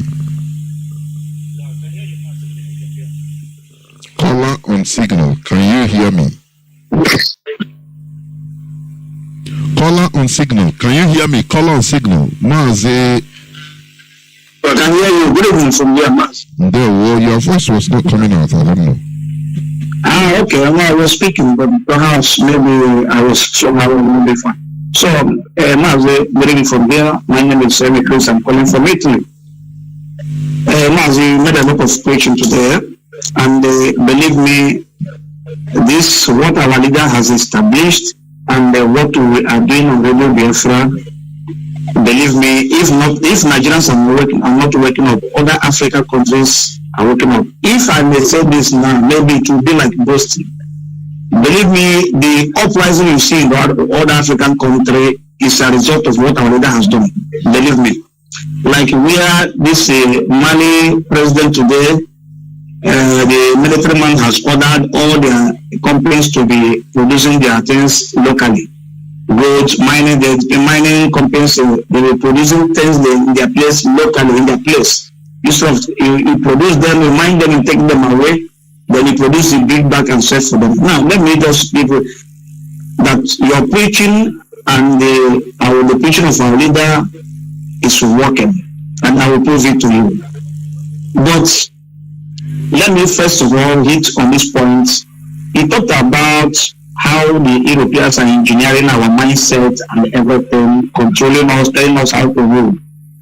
My dear brother, I try every day to ask questions I ask myself questions and I try to make research about those questions if I don't get the answer. Why do I do this? Now, the Europeans, as a man, they must control us because all the system they introduce, they make the system against us and they will follow them to practice the system. For instance, they produce, when they came to Africa, they came without no passport. After they have invaded Africa and took most of the thing and balanced their system of governance and they left. Then as some of African countries travel to all those respective colony country free, now they see that maybe in due time that these people will troop into their country because they are being beautiful. They introduce passport and we follow them to use passport. And that was without visa. And when they see people are coming, then I introduce visa. And people are trying to, getting the visa. They introduce working contract and the payment slip. All the system that introduced every day, they know a woman selling garri in the kitchen in the village or doing mechanic work cannot even get working contract. But they introduce it so they enable you not to come to the place. So it's a system. Gradually, when you pass this system, they introduce a banking system, which we practice with them. They introduce World Bank. We practice with them. They are the one introducing the ideology, bringing out all those ideology. We follow them to run ideology, that is those ideology. And obviously, they must control us under this ideology, all this ideology they produce. In terms of football, we follow them and play football in the world. They are the people introducing new system, a lot of things. We follow them. Any system, before you learn that system they introduce, they have already planned it and become practical of it. Before you learn it, they have gone through. Somebody that played ball for 10 years and not the same thing with somebody started play football today. There's a lot of, the imagination is too much. So they practicing the system in their place and then later they introduce it into the world.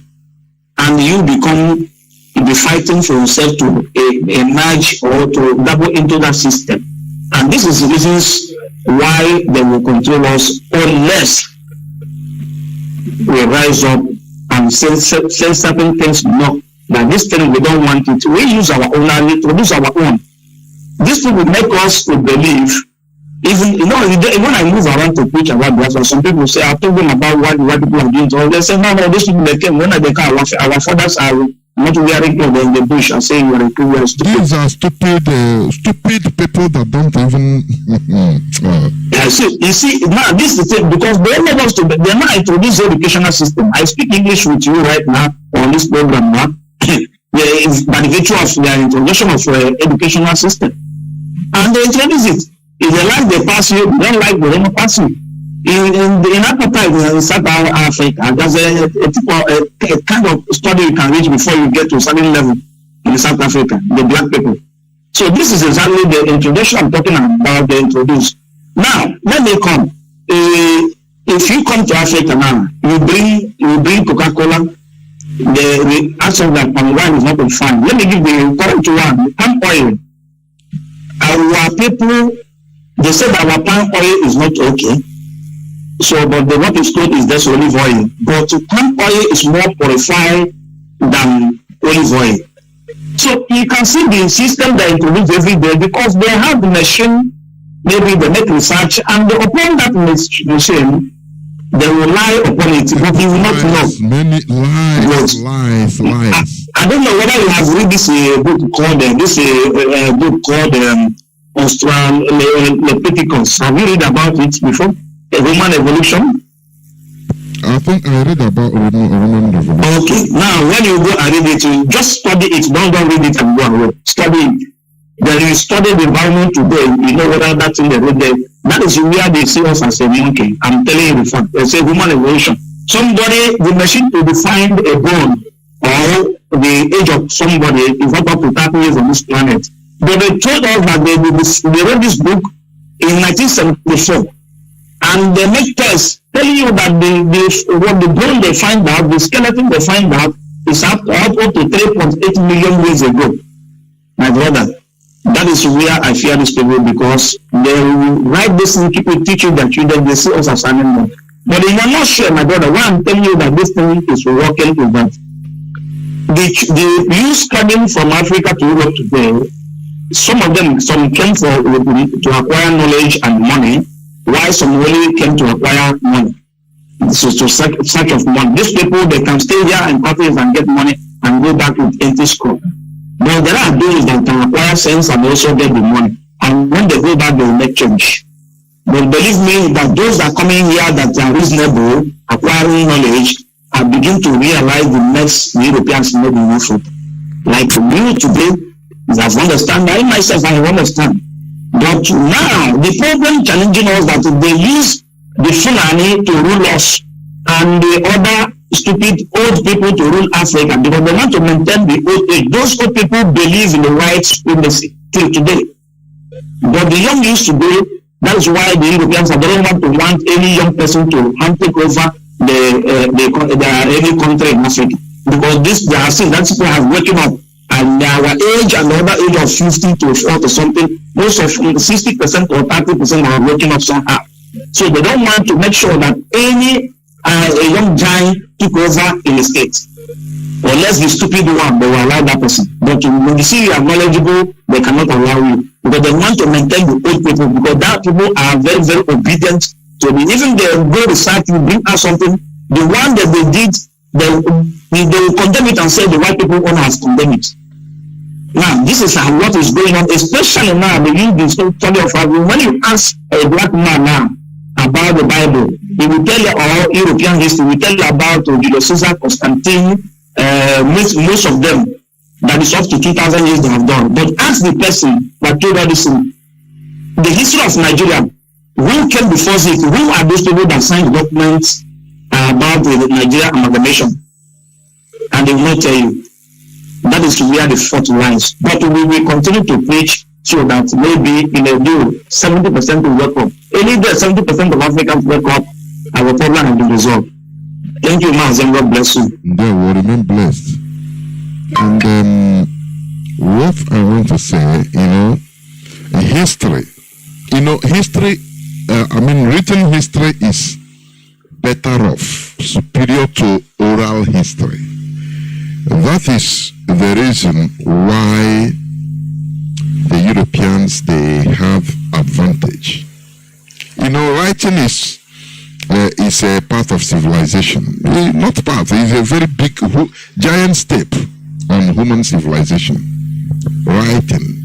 Writing down something, though the records that our ancestors kept on Chibidi, the Europeans, they came, they destroyed it. You understand? So that there will be no record. So that, we will not know anything about beyond the coming of the Europeans. It is a very smart move. That is also part of a conquest, because whenever anywhere is being conquered, the conquerors destroy or loot the conquered. They carry booties. That's why you see in European museums today, you see African antiquities. That is what they looted from a conquered territory. I'm telling you. So that is it.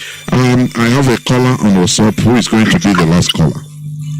Caller on WhatsApp. Is it? Welcome to the program. Yes, am I online, Dr. Johnathan? You are.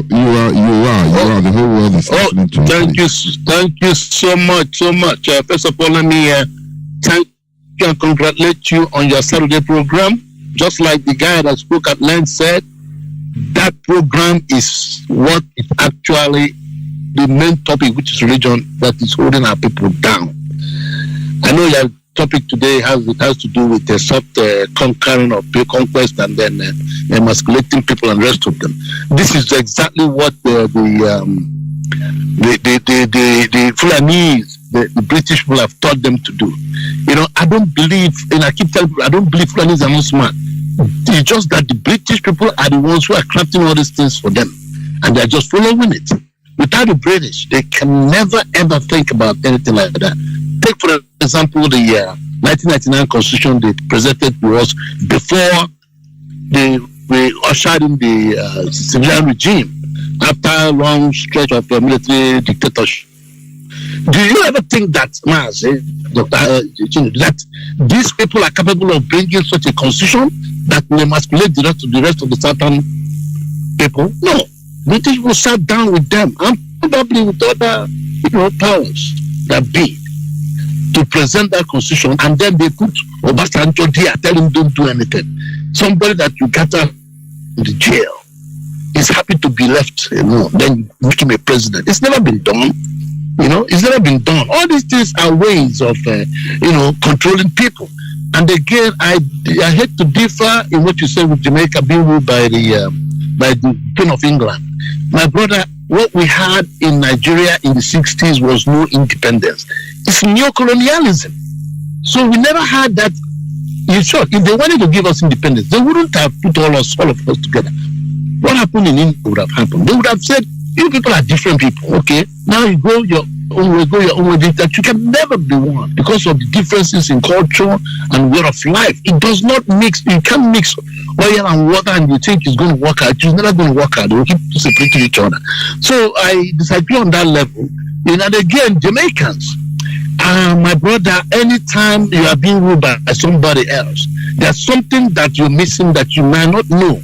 It's just like they were using neo-colonialism to steal all our resources until our eyes began to open. Then we started to see, and then the coming of Mazi Johnathan, everybody now see the subliminal effect or the subliminal way of these people, stealing our resources, and that's why they don't want to give up. Okay, that's why they don't want to give up. There is nothing like total freedom. It's when we get Biafra now, just like we enumerated, we form our own government based on who we are. Our traditional customs and everything, like you said, our house can be on a house. The other people will have their own, in their own language, in their own way, so that your custom, when anybody tries to interpret, will not even understand. It will take him time to study, to understand your system of government, before he can even think about how to manipulate you. So, my brother, we've never been free. We have never been free. Never, ever been free. We are still under that new colonialism. Mali is on the way out of complete colonialism. If they succeed, because that's the only way. You have to shut off, just like Mali said. Get yourself out of this mental slavery. Free yourself. Free your mind. Be your own. Religion has robbed us a lot. I will end by saying, I keep saying it in my anthropology class I read in this book, that if you want to destroy a people, you attack their culture. Their culture is your way of life you built over several years, and you keep changing it as time goes on. If culture is dynamic. If culture is not dynamic, it doesn't improve. Our way of life, our religion, what kills us is that we failed to continue to, develop, modernize our religion. If you fail, anything you fail to modernize, anything that is not dynamic will eventually die, because it has to suit the changes in the world. Yes, there was a time, if you go back, you are very vast and you've studied a lot in terms of research and reading history. You find out that even the initial religion includes all kinds of sacrificing, using guillotine to cut off people's head, stoning a woman and all these things. You go to Old Testament, you see all these things. That's why Isaac was about to be sacrificed on the altar. Okay? So, but as time goes on, if you look at religion, they found out, you see the trick. The Old Testament, they found out that the Old Testament, they continue to go with the Old Testament that there are things that will not suit the modern way of life. So what do? They brought the New Testament and introduced Jesus Christ to you. Religion is nothing but moral lesson. Moral lesson, no more, no less. And I don't want to waste your time since you said that this is before you log off, please. Let me also say this. Because you said something about the first point about the Fulani being directed by the British. Yes, I don't doubt it. You understand? But there is something we should understand. And I continue maintaining. If we continue saying that, oh, it is the British that help the Fulanese in whatever they are doing or the positions they are in today, I totally disagree. Do you know why? Now, yeah, go ahead. Okay. You know, the people, when they say in Nigeria, the fathers of independence of Nigeria, it was being championed by mostly Nnamdi, isn't it? Okay. Yep. Yeah. Ahmed Bello was there. The father Belewa, Awolowo, they were there. But is it the British that gave Ahmed Bello the sense in order to draw back the way to negotiate with the British, the way to give conditions with the British? Is it if we go back, is it the British that helped the Fulani to conquer Futajelam? Is it the British that helped Ottoman Danfodio to manipulate a whole big, larger Hausa race, to manipulate them and, make them to kill themselves for him, to conquer themselves for him? Is it the British that helped so that when what is this Yoruba man's name? This betrayer, Afonja. Invited the Fulani. They came, and after helping him, now they stood there till death and took part of Kwara State, Ilorin, formed it into empire. What I always say is this: yes, the British are helping this Fulani in this modern time because they saw a people that were very savvy, smart politically. We can never deny that fact.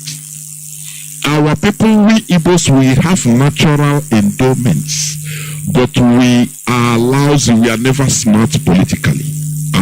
When you study the whole things, chain of events, even till today, you will see that we are not smart at all when it comes to politics. Yes, we can make changes, we are naturally talented in everything. But it depends on Dr. Chinedu, it depends on how far you want to go, how far back you want to go in dealing with Nigerian issue. Let me tell you something. We, the Easterners, was under the leadership of okay, we built the most successful system of government and economy in the whole world. 40% up to today. No country has ever built that. There are two things you mentioned there. I disagree with one. You say the most successful system of government. I disagree. You can say the most successful system of economy. Okay, now, but do you know that what we had? But Mazi, do you know that what Zeke and the rest negotiated with the British is the best thing, which is federalism? You understand that? So these people gave us federalism, which was working well. But along the way, when the British people saw the kind of progress the Igbos in particular, because Igbos made up the greater number of the eastern region, when they saw the type of progress the Igbos were making, they said, hell no. If we allow these people, they'll become the next Japan. My brother, you see, the point is that you see, that's why I try to tell people, Zeke fought for independence of Nigeria, and they negotiated federalism. They did not negotiate one Nigeria. No, never. Now, one Nigeria was a new phenomenon that came after the war. There was nothing like one Nigeria until during the war. To keep Nigeria one is a tax that must be done. That's how the one Nigeria came about. And there, the Hausa people now saw that they have seen the economic benefit. Can I ask you? Let us not joke with words. Millions are listed. Okay. You say Zik negotiated federalism. Federalism. And not one Nigeria. Okay. Yeah. Okay. Wait. Yes. What did Gandhi negotiate in India? What Gandhi negotiated? Yes. Well, Gandhi did not negotiate anything, but British saw it as prudent that the Muslims and the Hindus cannot be the same. So they separated. They right from the onset in the independence of India or and Pakistan, they separated them. No, they didn't separate them. The Indians, they separated with the Pakistanis. Let us keep straight history. Okay. Okay. What I'm telling you, what I'm saying, listen. What I'm saying, I will allow you to talk. What I'm saying in effect is this: if Nnamdi Azikiwe is smart politically, he would have seen what Ahmad Bello saw at the beginning. Ahmad Bello saw that these people, he said it, that these people you want to merge us together, we don't know them. Forget about the economy, before you talk about the economy, you must talk about good governance first. It is just like today. We the Igbos, we the Easterners are the most successful when it comes to individual economy. It's in statistics today. But does it suffice? Does it mean that we are enjoying it? It's just like the analogy you made with the success of Opera. Yes, he was making a very huge success, but that success should be perfected in the negotiation of Nigeria. Zik was busy beating about Nigeria, without going into details. Ahmad Bello outsmarted him and went into details to negotiate. After all, when they were given did you study about British mock battle with the caliphate? Yeah, the mock battle before they left Nigeria. Yes. Okay, why didn't you understand something that time? Why did understand something that there's something that's going on?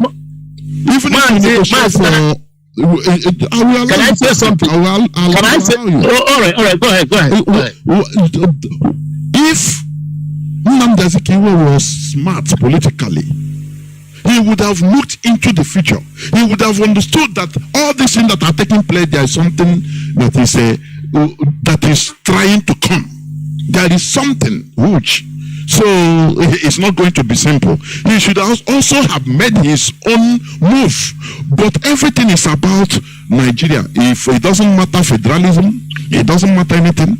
The Indian matter, they themselves, Britain wanted them to be just like a giant Asian zoo, just like Nigeria.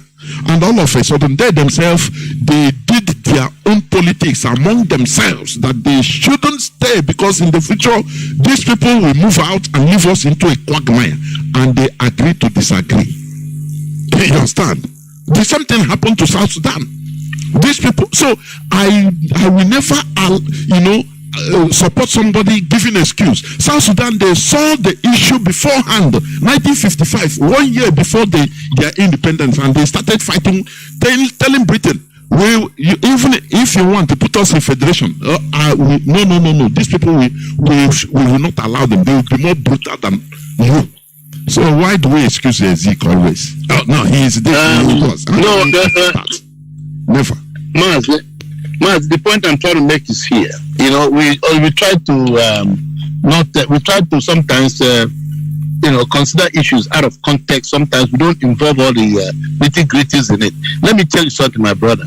The people we are dealing with, which is the British people, were smarter than we are. That's why they colonized us. In 1940, that was when they discovered oil. That there's a lot of resources in the east, okay? And so we call it this. They are the former Eastern region. Now, my brother, you know that even after the second coup, Araba, Idomi. That is Araba means division. You speak Hausa very well. Araba means division. They never believed in one Nigeria up to the point of after the second coup that they were successful. Do you know that they wanted to go on their own? But British people tell them no. And open their eyes, told them, take for example, you don't have no seaport. You see, the point is that if we can never remove the effect of British people, okay, the margin of NCNC and UPGA, is that UPGA or whatever, the party, do you know who thwarted it? The British people. The British people. Okay, now, they said the Northerners even wanted to be part of independence. They said they are not ready. And then gave the condition that unless they're going to make them the majority. That's why the map of Nigeria was screwed up to Benue. It's called Northern Nigeria. You see, there's a lot of factors that handicap our people. Zik was threatened with jail terms. You remember how they accused him of borrowing money or taking money from ABC and all that bank and all African Continental Bank and the rest of them. You see, this guy, the British knew where they were going. They knew where they were going. And immediately that war broke out, the second coup, which according to what I've heard, that the second coup was engineered by the British to organize the coup with and this guy. And immediately that coup was organized, what happened? The whole thing turned around. So the point is that my brother, these people, these people are smarter than us. They are dealing with us now just the same way they were dealing with our forefathers. If you say anything, they put you in jail. Mazi, we have blamed the foreign hands too much to our detriment. When we continue blaming, no, we are not, we tried, but that is condoning mediocrity. It's just like it doesn't stop us from fighting for our right. It doesn't stop us from fighting for our right. Because we will not give up. Blame. Yes. Then what of other people that got the same thing through the hard way, no matter the British? Okay. Our oil and gas is something that is killing us. You see what? If we don't have oil, if we don't have all these vast distance, believe me, the world would have stepped in and divided us. If we have the right political mindset, play the right politics right from beginning, to God who made me, we wouldn't be where we are now. Let me tell you, just like what we are saying, we are talking about the difficulties that confronted, how Britain is overpowered, this and that, and because of it, we condone mediocrity. I never. Look at Owazirike, for example. He started genuine. Do you know the difficulties per se he faced? Do you know what is being in a jail surrounded by Igbo politicians advising him, threatening him, some Nigeria, are we going to look at all those factors which are realities in order to now tell him, okay, as a friend, no, let us, he tried anyway, so let us not blame him much. Once you fail, we blame you. That is my own point. We don't need to start massaging words. If, for example, if IPOB fell today, are you going to say, people died, but the end result is what matters, not how you try or what happened, this and that.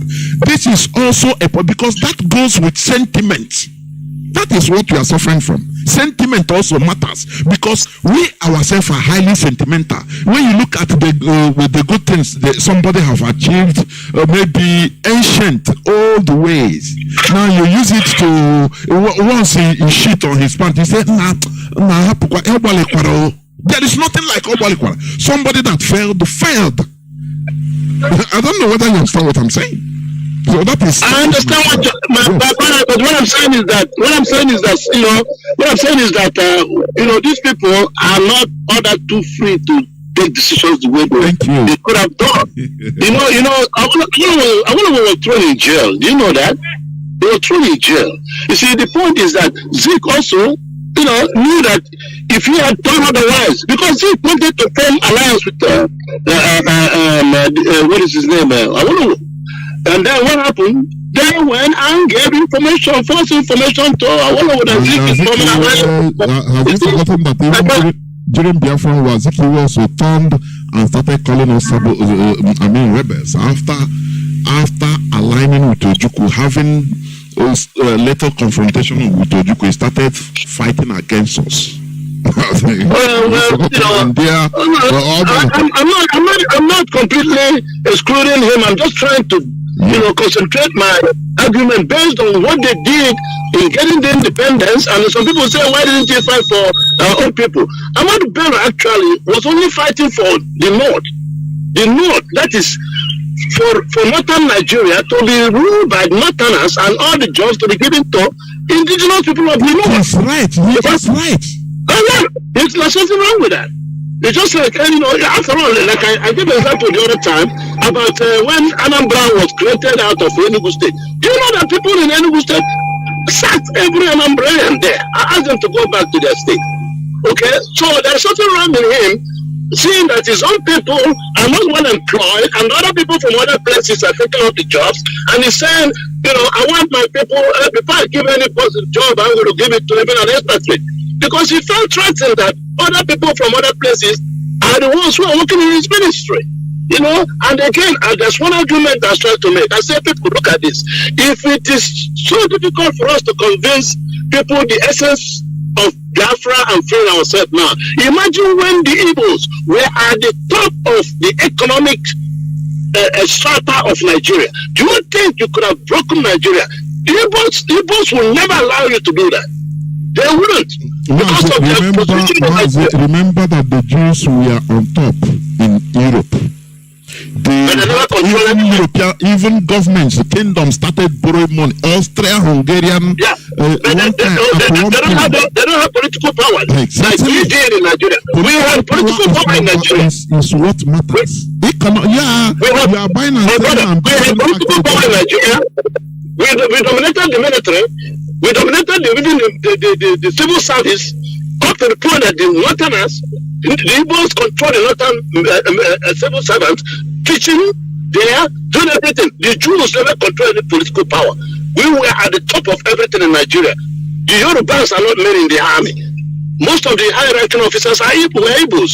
So we had military, we occupied all these positions, which is what the Fulani now copied and putting all their people in the top echelon of the security aspect of Nigeria. So the point I'm making is this, that nobody, if at that time, anybody that comes up with the idea of separating Nigeria and let the Igbos go away, I bet you Igbo people will be the ones who will vote against it. It wouldn't be possible. That is what I'm saying.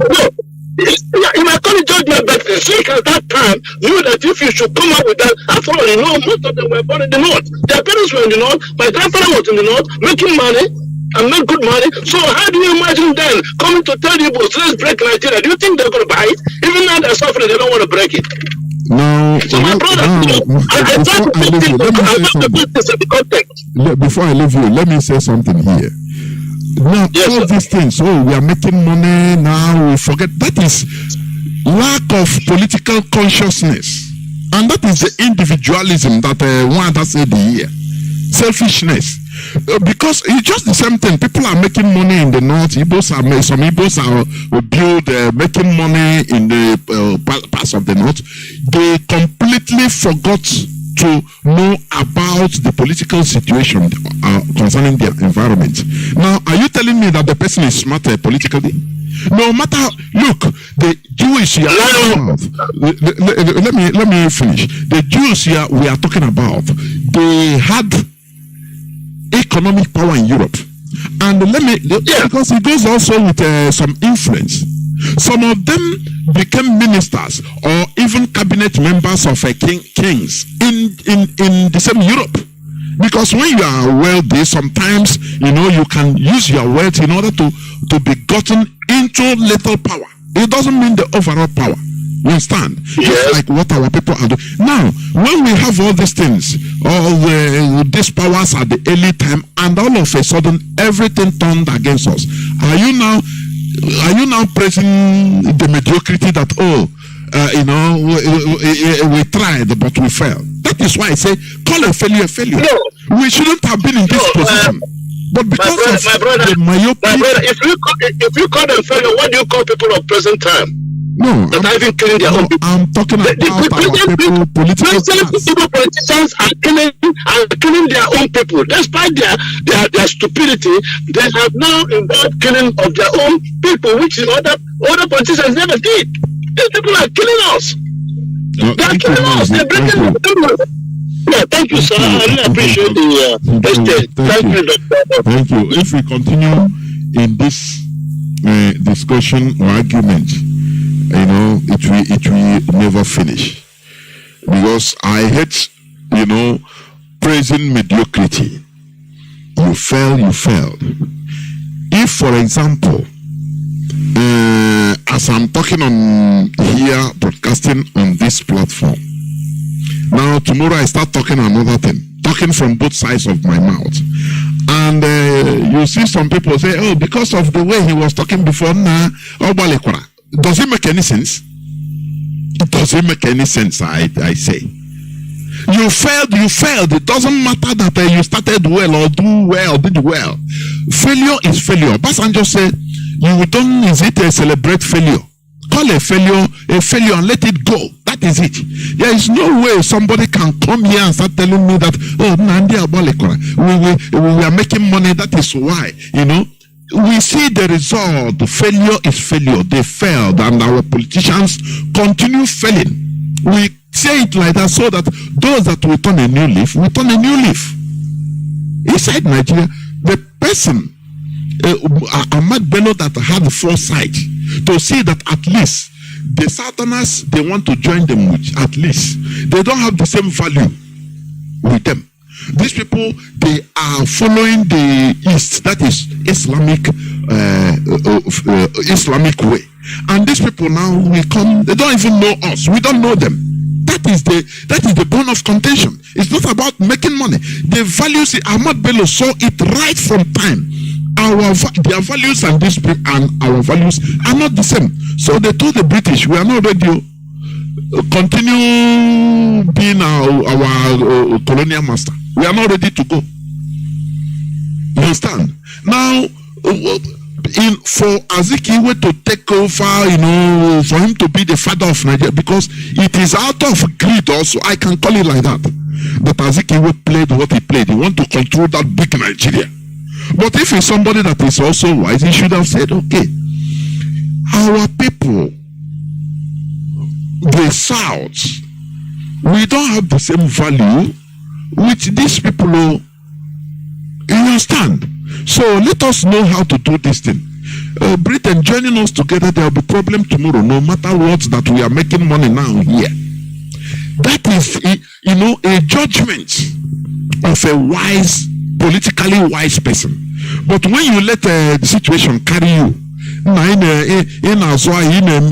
you control things now, you are okay, but you fail to see tomorrow.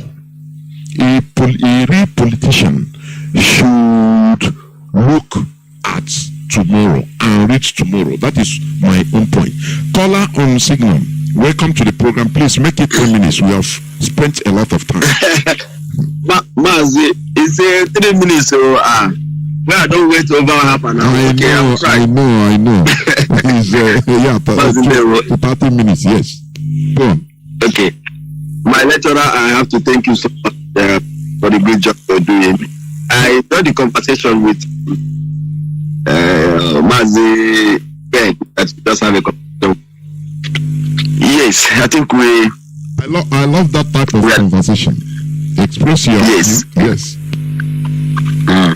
Okay. When you were talking about Basanjo now, he said, do not reinforce a fear. Do not reinforce a fear. Now, let me start where I feel like this problem started from. You know, before the British come, we have our way of making rules, like the kings or the village. I think they learned that from us, which is now democracy. But what they did very carefully is to destroy that particular thing that we had. So now what you have in Igbo land or in the east, to your tent, O Israel, look at the governors. None of them can have a meeting together. Not even from Enugu to Onitsha. Not even from Onitsha to Abakaliki. They are not together. They are all on their own. I'm not talking about Bayelsa or Igbocha and the rest of them. Those ones are even bigger problem. But when you come to the north, they can have a meeting together, eat together, wear one uniform. But when it comes to our own, the east, the British very carefully destroy the very fundamental thing that was guiding our people. They make sure that that thing is destroyed so that we can all be running on our own. You know, when you're talking about Zeke and these people, you know what I have to say about Zeke? He was a failure, a very big time failure. He actually the one that brought a lot of division when it comes to Enugu, Chesa, and that division carry on from our children, from their children to us and the rest of us. We are still practicing the same thing. In the north, when they say something, they abide by it. We have IPOB. Inside IPOB, you find people destroying what we are doing inside.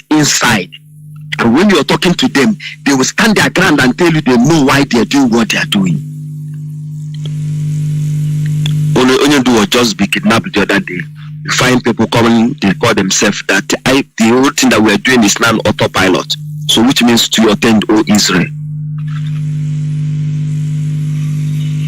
That is the character of an Igbo man. No matter what you tell that person, stop going where you're going. It's bringing destruction to where we're doing.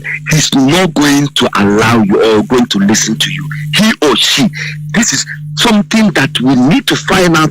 How do we correct this particular problem? Mazi, do you know how to correct this problem? I don't know. Tell me. We fight and restore Biafra. Contrary to what our brother Bin said, we must all join together.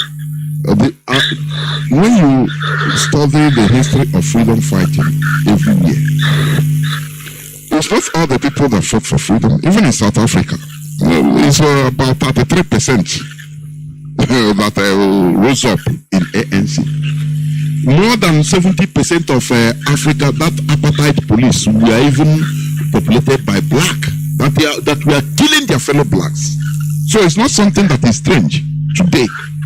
The only thing is that the few that are fighting, the few genuine hardcore IPOB should persevere.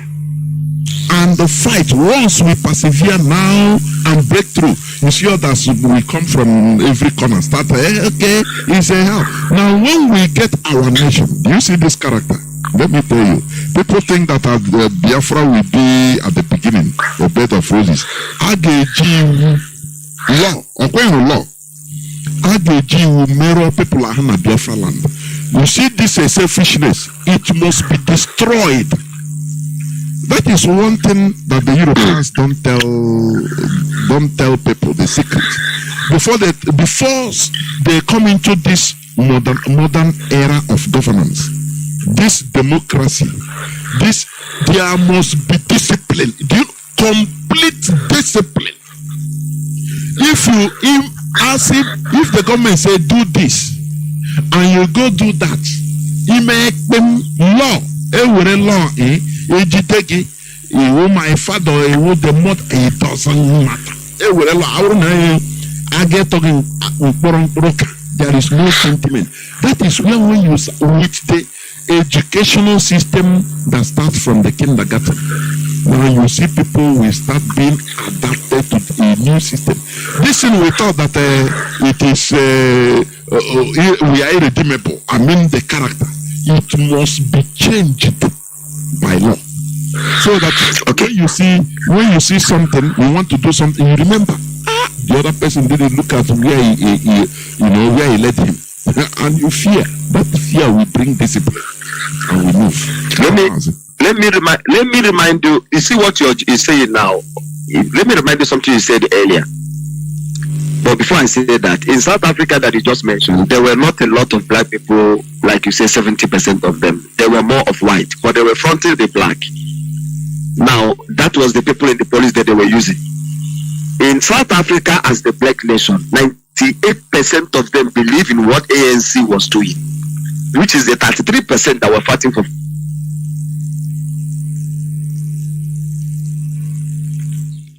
Mazi, are you still there? What's going on? Mazi, are you still hearing me? Yeah. Go on. Your voice just ceased, please. Yeah. Okay. I'll round up quickly. So the 33% were ANC that were fighting. Like Utele is there that was against ANC at that time. The reason why they left him was because he was the son of the king. So because they were South Africa in that particular time, that the people has kingdoms, like they were kingdoms. So the Utele is there that was doing what he was doing against what ANC was doing, was a son of the king. So they didn't mind him so much. They were not a lot of them, they were not making so much sense. So they left him. But South Africa, 98% believe in what ANC was doing. Yeah, it was easier for them to do that. Not that, listen, the percentage that come out, it is them that are in the forefront. Just like IPOB. Other people, just when you go, if like one brother that called the other day, say in Biafra land, when he traveled this last year to this year, he made random sampling statistics of, he tried to question people individually, how do you see about this Biafra, this and that, everywhere he goes. And he saw that, which is rightly so. All the people, everybody believes in Biafra. They want Biafra to come, but they are not active. You understand what they believe that, look at what we bring for us. That is exactly the same way ANC functions. People believe, but there's a problem with us now. Yeah. The problem with us now is that during the time of ANC here, you know, somebody like Samuel Epa, somebody like Nelly, it was somebody like they were already killed by now. I mean, they were not given the chance to go to the far they are going. That's the problem that we're having. The problem. These people have been left. Mazi, are you using earpiece? Yeah. Your voice. Sometimes. No, I'm not using earpiece. Okay. I think it's network, yeah. Okay. So now I'm finalizing by saying we are letting this thing to go a little bit longer from the way we wanted it to be, by allowing the so-called IPOB or saboteurs or the infiltrators inside us to have the opportunity to be on the Facebook and social media. Like just when you said earlier, you see this dwarf in the Finland doing all this that you're doing, and there are IPOB members there. And where is the 100 people Mazi is asking for? I asked some of these people, if they were in Africa, would have used their head to sit down by now. That's the problem we're having in this whole thing. They go to social media and they make sure they destroy the gullibles. And we find a lot of divisions among us because of peanuts. Mazi, thank you. Well, thank you very much. I think you are the last caller. I'll not pick another call again. Please stop calling. You know, what my brother said, just what I repeated what I said earlier. When you suffer witch to live, he will be pregnant and born another witch, and they will continue. That is our problem. We can come on air and make mouth. That is why I don't allow somebody to come call on my platform to start talking what he will do. If this doesn't happen, he will do. Or we will say, come, sit down. If you want to do something, you don't even talk about it. That's it. Our own cases will always leave people saboteurs, destroyers of our collective interest. We, instead of fighting them, instead of having righteous indignation, that can lead to even physical elimination. Now you see some of people that are calling you watching it, they will also go secret and make call to that person. You know, be careful. They will give the person information for one favor or the other. That is low life. I call it low life. And this is the problem that has been plaguing us as a people right from time. Instead of fighting evil, we try to go find a way to live under that evil to make a living. I don't know whether that is a curse or something. I don't know. Instead of to rise up and this thing multiplied, it was allowed to multiply in our land, in our communities, in our villages. When you see somebody that is doing evil, most of the time, before you know, you see people that will be going in the night. These are the people that in the daytime they will come and talk against. No, you know, this thing, don't worry, but in the night you will go back and meet that person. He can make information. Do you see the type of horrible life? We allow sabotage to multiply in our land. That is the only thing. Otherwise, there are people that shouldn't be talking. And even where they live before, they will run away. Anywhere they are in this planet Earth, they will be hiding. They will not even be broadcasting. They shouldn't. But because, you watch them, all those people, all those saboteurs, they have informants, even among us, that we give them information. Be careful, only a second car, you know. That is a type of very horrible life. And when we talk about what Britain did, this and that, yes, I'm not ruling it out. Britain, they committed and continue committing genocide on us. But let me say this. We are not the only people. I continue giving example with South Sudan. When I talk about them, do you know what it means to fight from before independence, 1955? They so far. They were advanced politically. That is the thing. Our own people, we are very myopic. We are zero in politics. Once we are comfortable, once we see the perimeter, the 10 meter our side can go and start seeing that now we are making money. Now let us say it blinds our sense of reasoning and good judgment. Do you understand? Don't you think that even representatives of South Sudan can also align with British and allow them to use them? Don't you think so? Don't you think that they will, few of them could have good positions and forget about the plight of their people? Forget about seeing the future that the Janjaweed will manipulate them and crush them. They would have done to. But at the beginning, they said, no, Britain, you can never leave us with these people. That is political maturity. And somebody will be praising Nnamdi what a failure. A failure is a failure. That is the thing. It's a failure. If you say that, you can also praise Wazike. Leave him. Once you are going on the right way and you step back, you fell.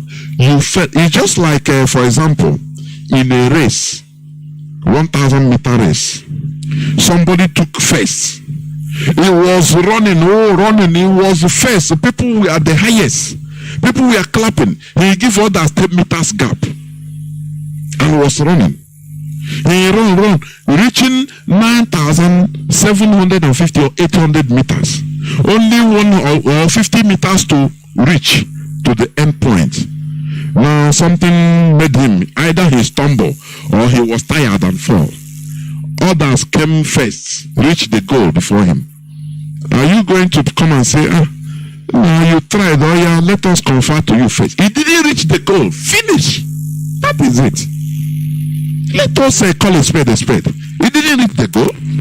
He was the fastest, but the end justifies them. Where did he reach the goal? Say no. He stopped and even others overtook him. And he became last. Finish. He cannot come to the podium. So failure is a failure. It doesn't matter how you interpret it. It doesn't matter how you bring out how you bring out the difficulties first. It doesn't matter. You might dramatize it and say, the difficulties. Do you see that time, the context? I don't care. What of others that have succeeded? Didn't them went through those difficulties? But this one, he failed because he's myopic. That's it. And that is why all of us are all suffering. Do you understand? Because of their collective mistakes that they continue making till today. All these Igbo politicians, they thought that we are economic power. We don't need government. A time will come now, we use economic power to influence Nigeria. That is bunkum. How many markets have been burnt in a month?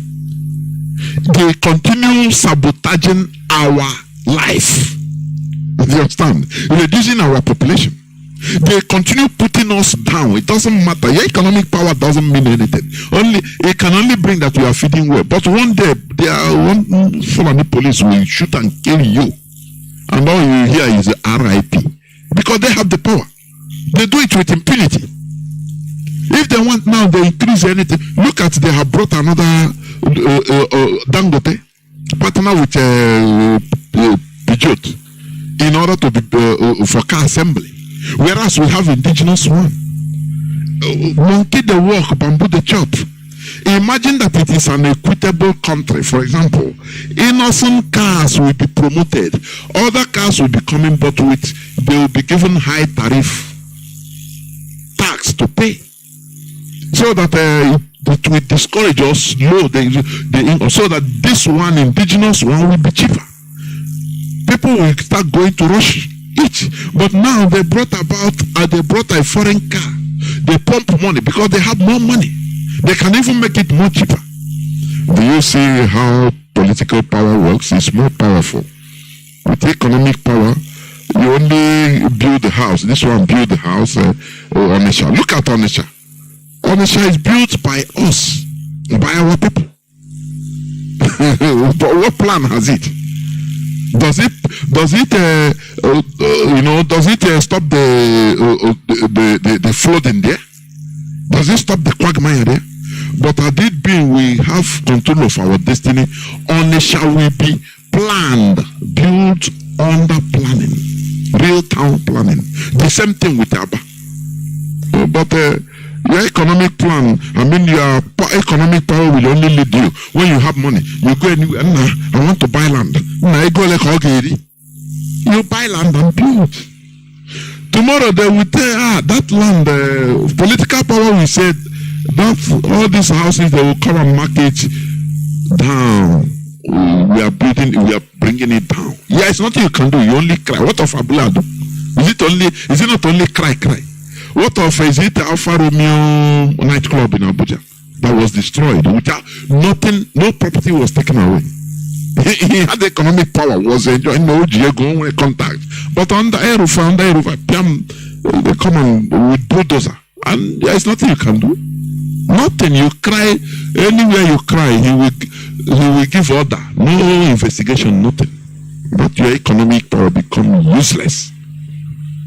That is one thing our people don't know, or many of our people don't understand. We must make sure to control our destiny. Politics, if you are not wise politically, you can't do nothing. Our people, power escaped from our people. Right from Azikiwe, failure, Agirosi, failure, plotters, Ifajinanko, all failure. Till today, they are still failing. That is why we look at this and say, no. These people will make us be extinct as a people. We have to find a way, neutral. That is why God brought neutral person, somebody that never ever held any public office in Nigeria, in the name of Mazi Johnathan. And that is why we are going to succeed, because he is whiter and whiter and whiter than snow. Nothing, no stain at all. You don't see Soludo. He has come. He talked with from both sides of his mouth as a politician. You know, before he thought he's a technocrat. So I'm not a politician or just. And he said the reality, and people, he talked the truth, and people will believe and say, oh, no, this one, no. But now he become a politician, a mainstream politician. And he started talking from both sides of his mouth. That thing he condemned. There is low life. People without dignity. Do you understand? This is where I'm going to stop. Biafra is our way of life. Is our religion. Is who we are. Nothing more, nothing less. Please stop calling. Mazi, I will not take the call. I'm closing. Thank you for listening. Tomorrow is another day. Remember, our leader must be released. From me, Mazi Johnathan Chinedu, from here, it is simply good evening.